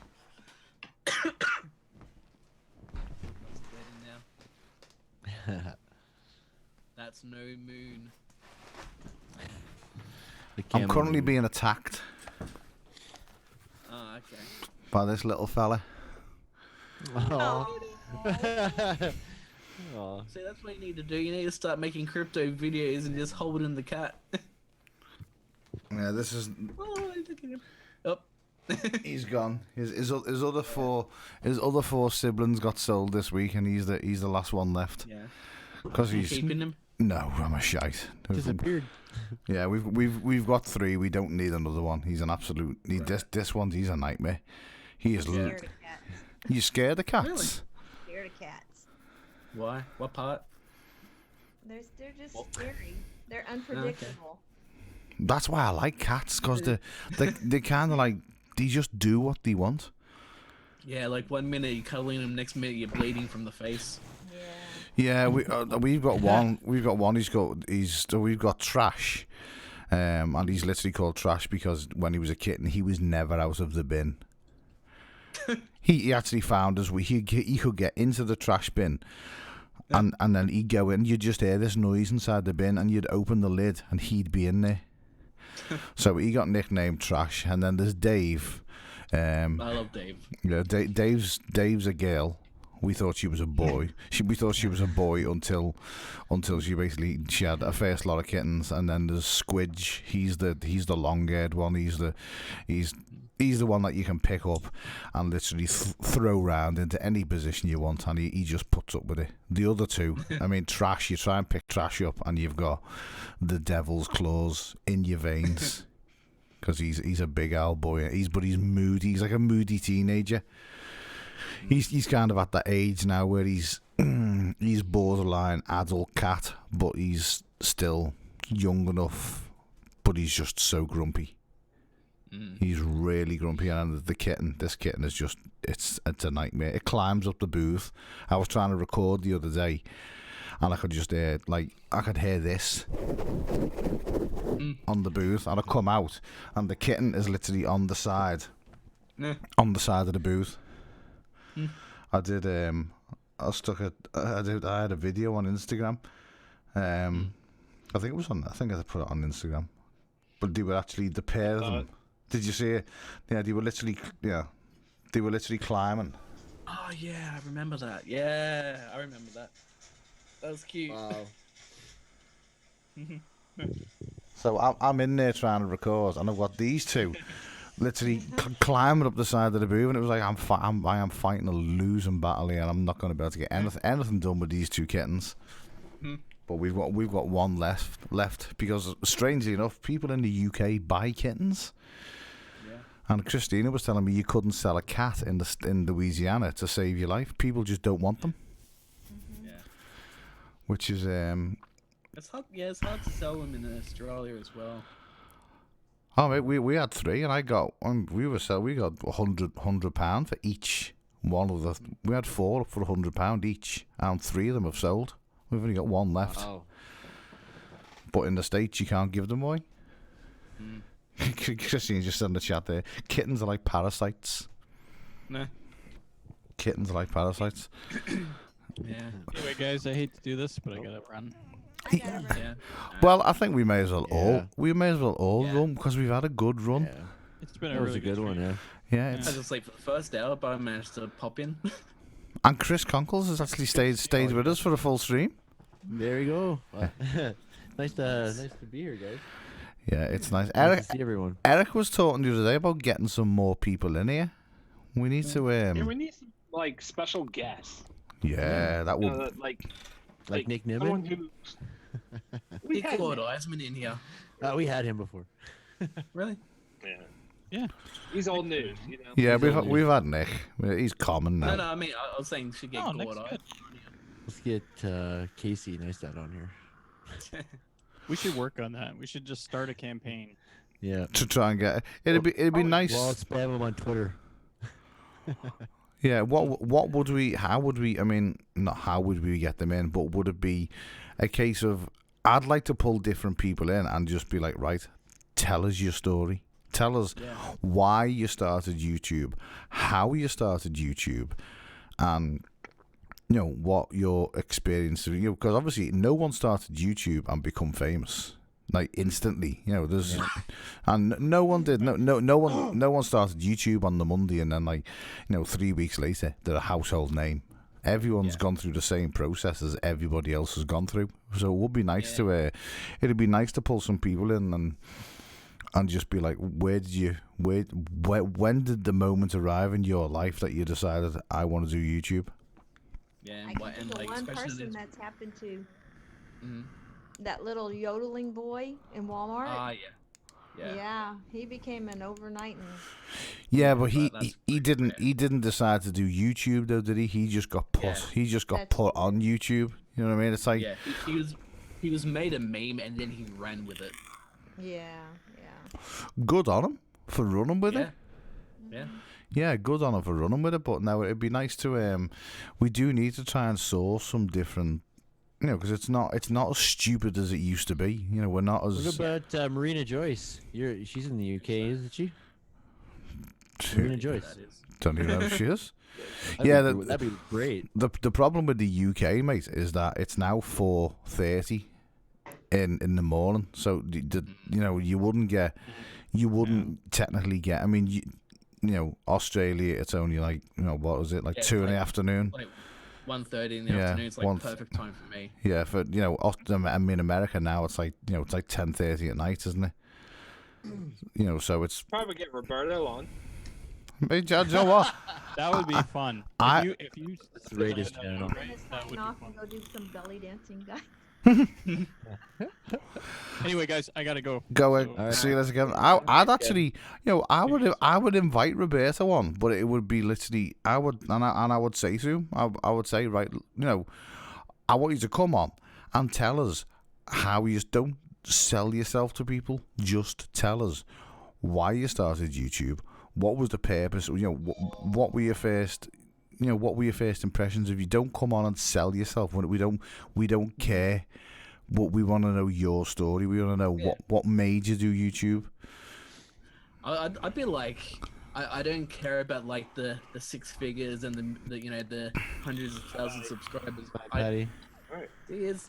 Well, you know, we care about the first couple of years of getting nowhere and the struggle. That's what. Hang on, Doctor Sten Eckbert is in the chat. Doctor Sten would make a great guest to come. He would be one of the ideal people to come on here because, he's been an Olympic athlete. He's got a successful YouTube channel. At what point did Dr. Sten decide YouTube is going to be my thing? I'm going to YouTube. I'm going to go on YouTube. You know what I mean? It's people like that. It's creators like that that sort of. Because originally, when I started this channel, it originally started off as I was going to go live once a week with one person and just do that. Just be like, right, why did you do YouTube? What did you start doing YouTube? What were you doing 10 years before YouTube? Were you a drug addict? Were you an alcoholic? Were you in jail? What got you to the point that and obviously you're going to hear some horror stories and you'd hear some things that you'd be like, wow, I didn't know that. It's like, it was originally going to be that, and then it just morphed into something completely different. But it would be nice to just pull people on here, like even just a one-to-one sort of thing, and then pull people in later. Just have people might not be comfortable, interviewed by multiple people. Yeah, if you just had like one. Yeah, but if you just had one person, if you had one person here and say, even I don't know, I can't see many people being comfortable with me interviewing them because I'm quite awkward. But it is what it is, But it would be nice to get to know some of the creators. Like I'd love to have Dean Nimmin on here and not ask him anything about mobile YouTube. I don't want to know anything about him and Nick. I want to know. You were in a band. Tell me about that. Where did you go in the band? Where did you, you kind of left school, you joined the band, you learned the bass, and because he said loads of times that he was in a band for years. And he's played with different musicians. I want to know that story. I want to know that part of his life. You know what I mean? Purely from a nosy point of view. Curiosity. Yeah, just. But again, he might not want to tell that part more than. Well, just the big thing. Well, let him decide that. Yeah, I don't know. I think a lot of people. I think a lot of people would want to tell that side because they don't actually get the opportunity to tell that side. You know what I mean? Because it's like every time they talk to someone, it's like, especially D. I mean, D must be like, so what's Nick like? He must get, and no disrespect to Nick or D or he must get asked quite a lot about Nick. You're Nick Nimmin's brother. It's like they kind of treat. I've noticed that some people kind of treat him as the gopher. They use him as the avenue to get to Nick. Whereas treat like it'd be cool to just hear his story, not like so the vehicle to get to Nick. How are you going, kind of thing. Yeah, no, it would be. It'd be interesting to get that side of someone's, just because there must be a million different stories. I mean, even just the four of us here. I mean, we've all got stories that have like probably shocked the world. You'd be like, whether you'd be comfortable. It takes a certain type of person that would be kind of comfortable with, knowing some of the facts that you wanted to come out with, and would they be? But I think if you just ask the basic questions, when did you decide? As well. I mean, there's stories that I definitely would not be telling people because I'm not comfortable. But there are stories, you can cherry pick from some of those. Like even the bad stories, you got some interesting stories that you can cherry pick out of things. Yeah, it would be nice. It'd be nice if Dr. Sten would come on here one night and just tell us all about why did you do why did you do YouTube? I mean, going from being an Olympic athlete to doing YouTube, I want to know that story. That's a story I want to know. I mean, even Nick Nimmin, even Nick, I want to know. I mean, Nick had a channel, and it's still going now. The what was the channel Nick had? The answering questions or I know it's like all your answers or all your Yeah, it was like I think it was all year round. Yeah, it was like something like, "Why is the wheel round?" or "Why is the post box square?" And it'd just be crazy questions, and he'd give answers to. But there was nothing. There's nothing to do with YouTube creator help in any of them in any of them videos you done. So when did he come to the point that it was like, right, okay, that's the avenue that I want to go down? Is that why did he come to that? He did go into that in one stream, but it'd be cool to like just have a stream or video dedicated to that, like, because he talked about for 5 minutes in a 6-hour stream. It'd be cool to have that story as its own video and stream. Yeah, I mean, it's like Chris. I mean, most of what Beanie, you draw, so the natural thing was, to draw. I mean, Chris, you're in construction. You know what I mean? You got a construction channel. A lot of these channels are self-explanatory. It's kind of like, but some of them just aren't. Some people's channels. My start was by accident. Like, it wasn't intentional. It just happened. What, doing YouTube? Yeah. Yeah, I had no intention of being on camera. I was totally I had stage fright. I was camera shy. I've always been behind the scenes. I had no intention of getting in front of the camera, and it just came down to somebody had to, and I was the only one who was brave enough to do it. And then I ended up starting my own channel a year later, right? So that's how it was an accident, though. But it's a long story. do you need to start putting it out there and tweeting to people like, we want to know? Yeah, that's a good idea. I really like it. Well, Beanie, you mod for a lot of people. I mean, you can probably reach out to them easily. They're actually look at your tweet or email feed. So maybe you could just reach out to some. I'll reach out to a couple people and see who responds. Ian Corzine, the YouTube lawyer. I reckon having Andrew Can on be interesting because he's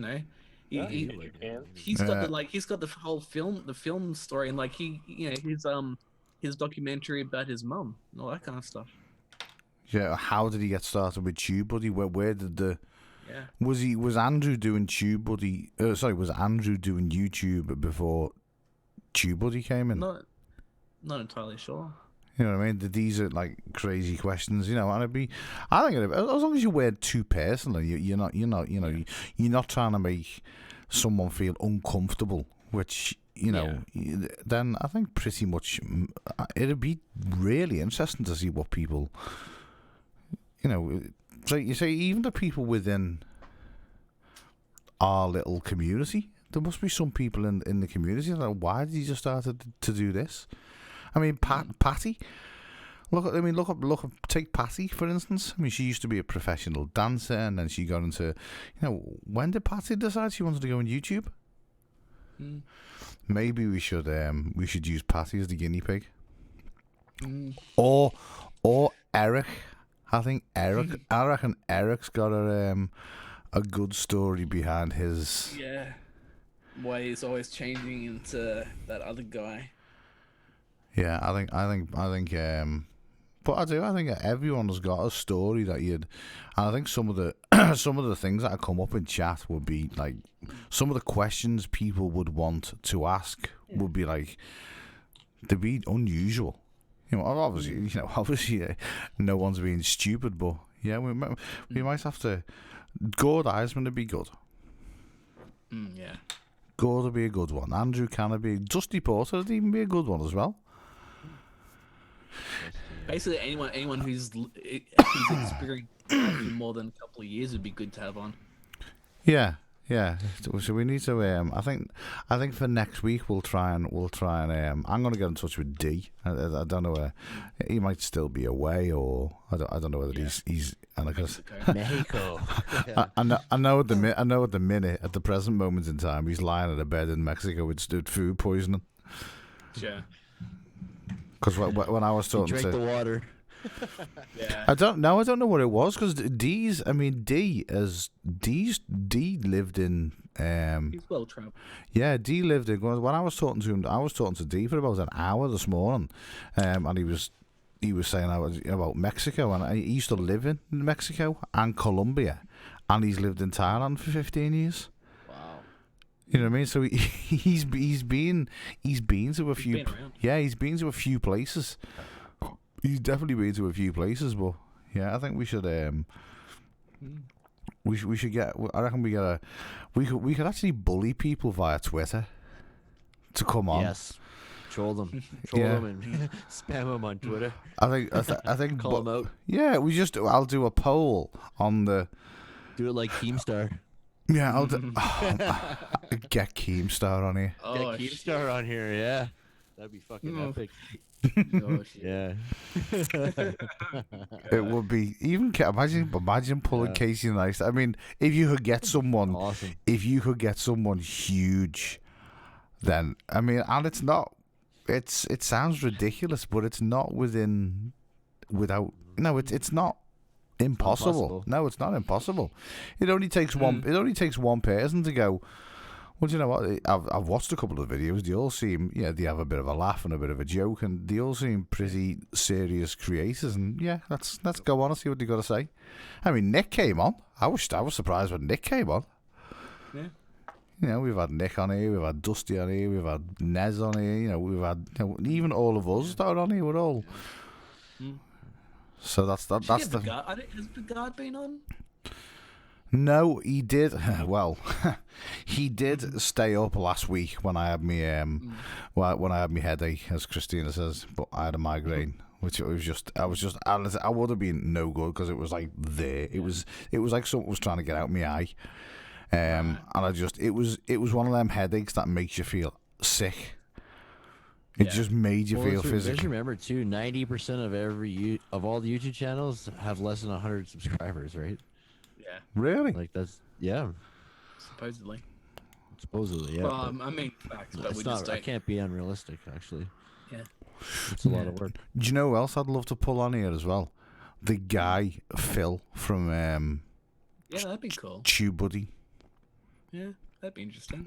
Never really seen. Or that guy from Morning Fame. What's his name? Nico, yeah. Nico from Morning Fame. It's like, but I mean, yeah. As long as they're not trying to sell themselves, and they're just like telling the story of like how the business formed and that, and not like going, this is the business, go buy it. It's like that.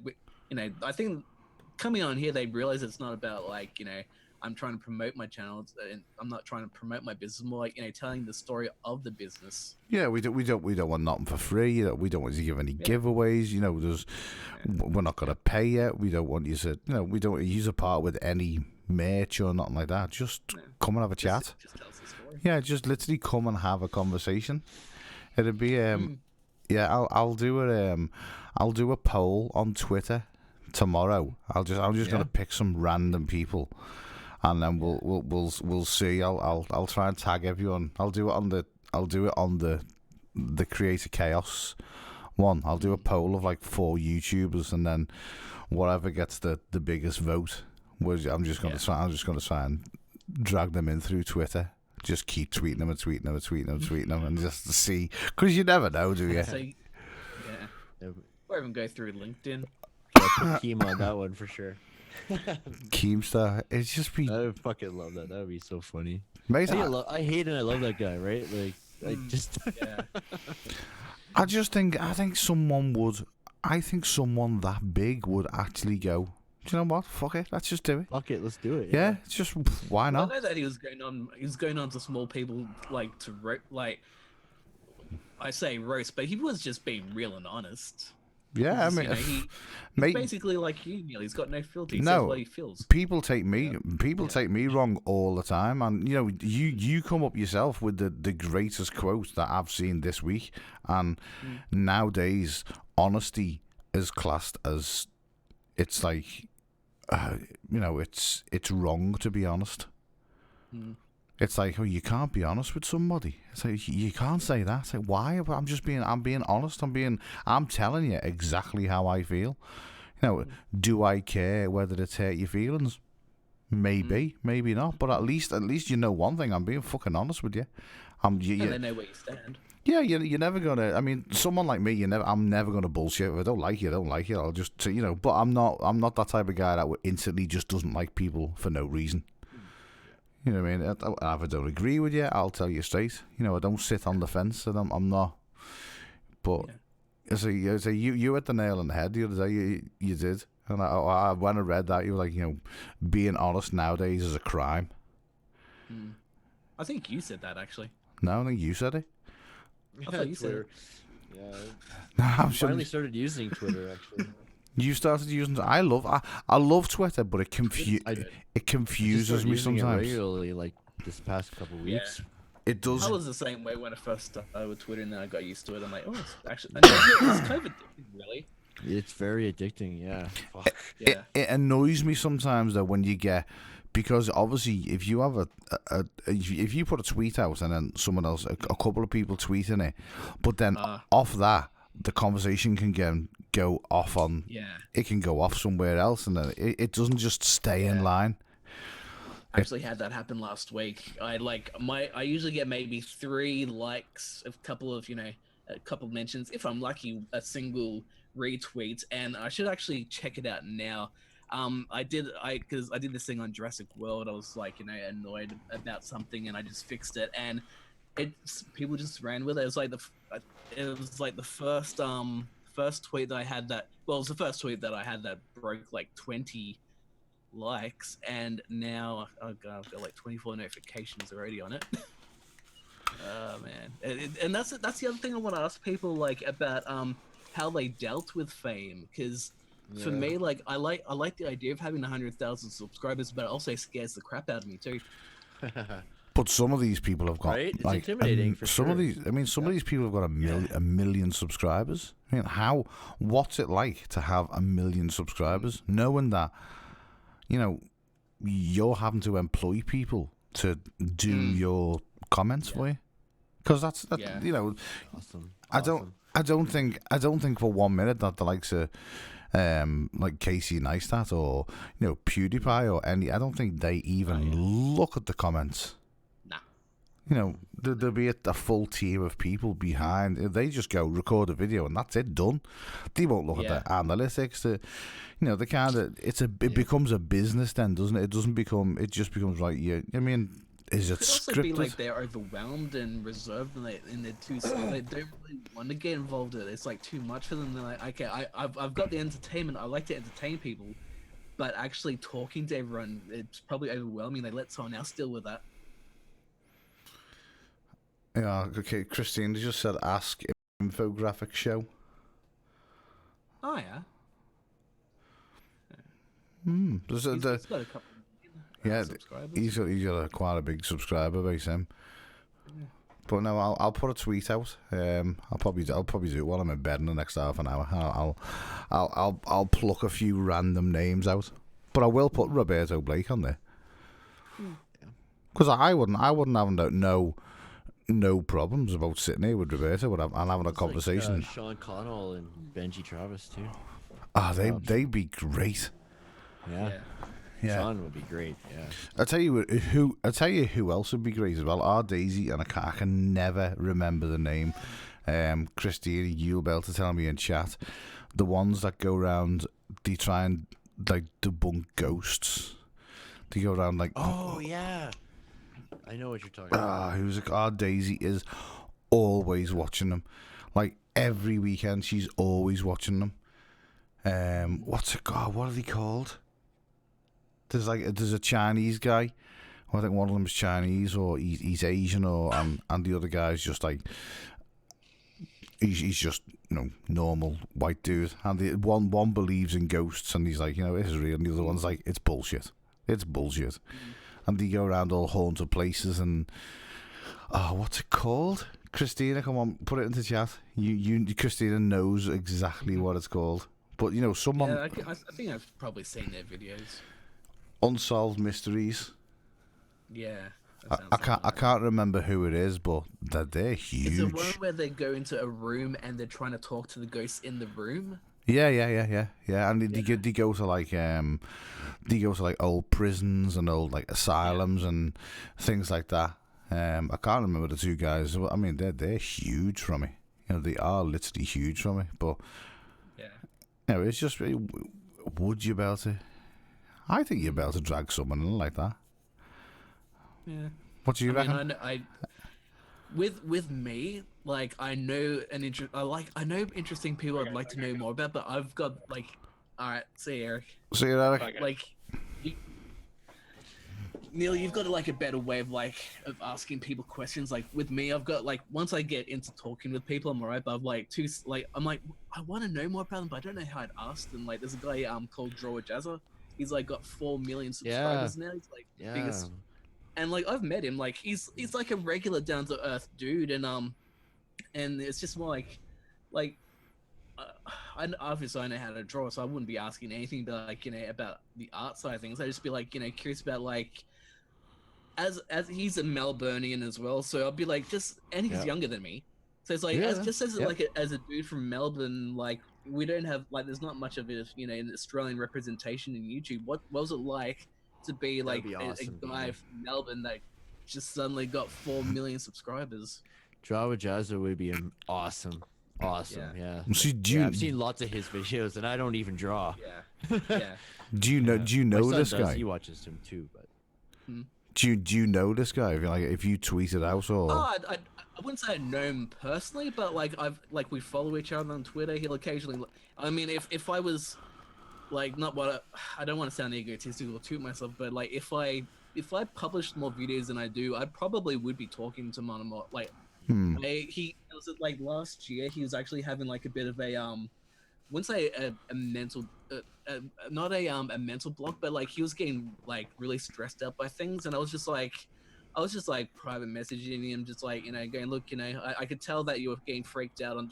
He wouldn't acknowledge it, like not that he wouldn't acknowledge it, he wasn't aware of it, and I've got this kind of thing where I seem to be able to sort of sense what's going on in people's minds. I'm like, look, I can kind of tell something's going on. You're allowed to take a break. You're allowed to talk to people. And he's like, Beanie, that like we didn't know each other, but he's like, that's what I needed to hear. And he just like, as a fan, he thanked me for it.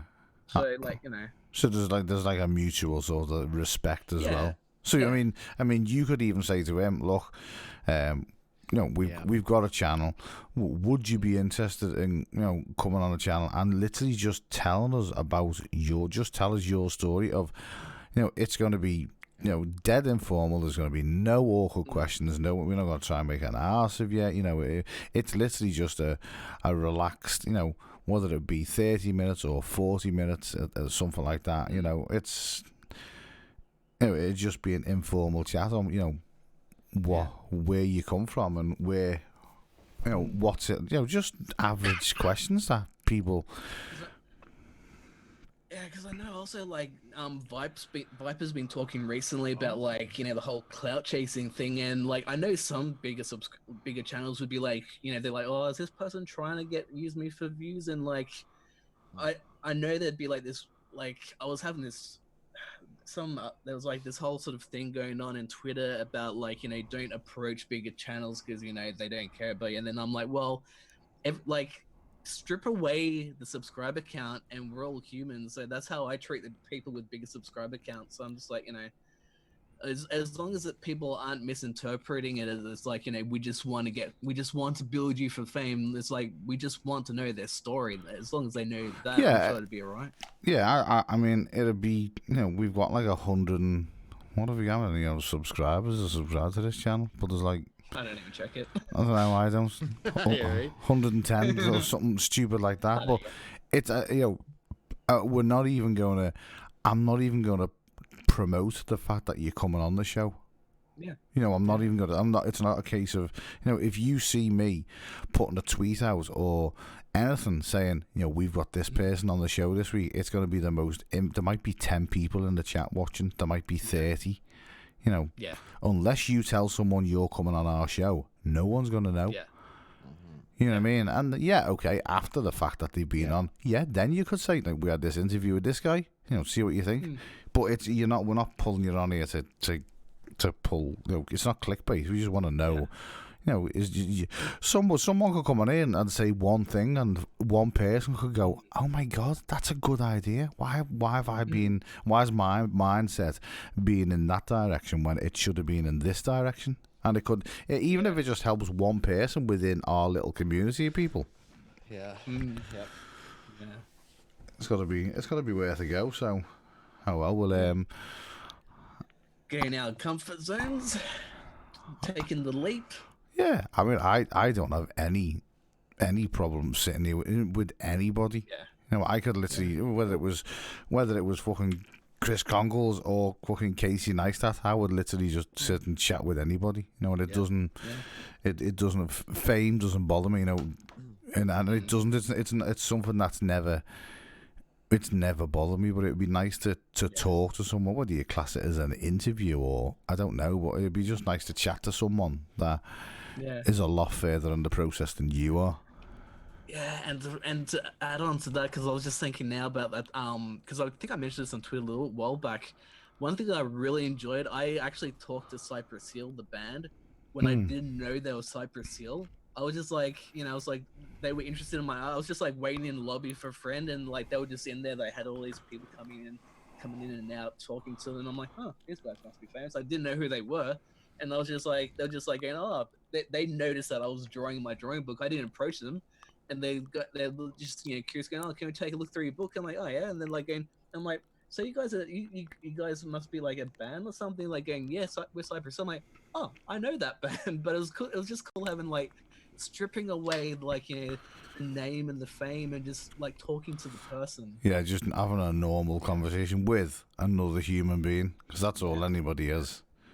Yeah. I don't care who you are, what background you've got, where you go, and where you've come from. You're still a human being, the same as me. Yeah. You've got no more or no less rights than anybody else on this earth. Exactly. We're all the same. We're all the same, and we're all gonna die. Yeah. So, on that note, yeah. That was a good night, guys. Thanks for having me on, Neil. It was a nice, pleasant night tonight, even though I did get picked on by Matt. he just does it. So thank Doug. Just put in the chat there 119. What?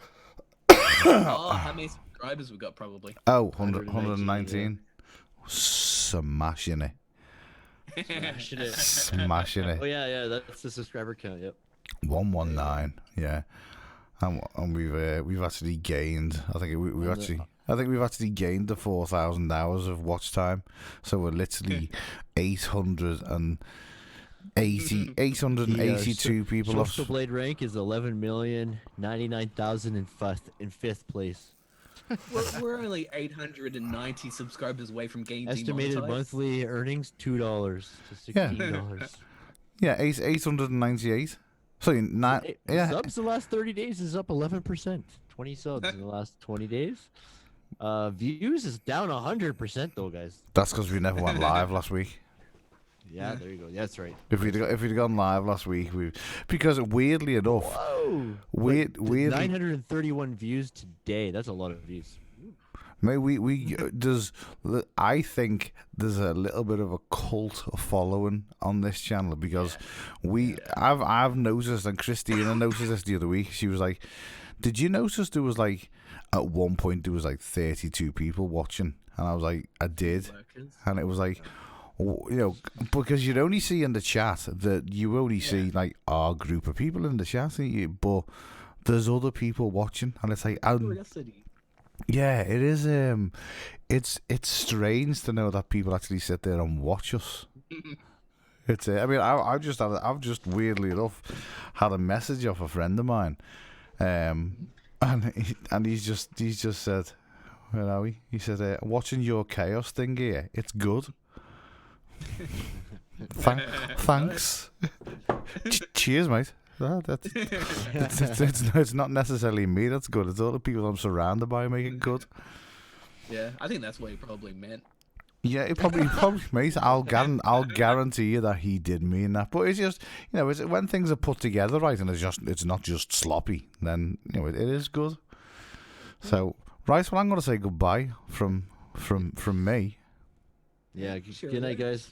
So everybody in chat, whoever's left in there, guys. I mean, there's 8 people watching. Doug, Patty, Christina's probably in there. Timey's still in there. Whoever else is watching in chat, thank you for joining us. See you later.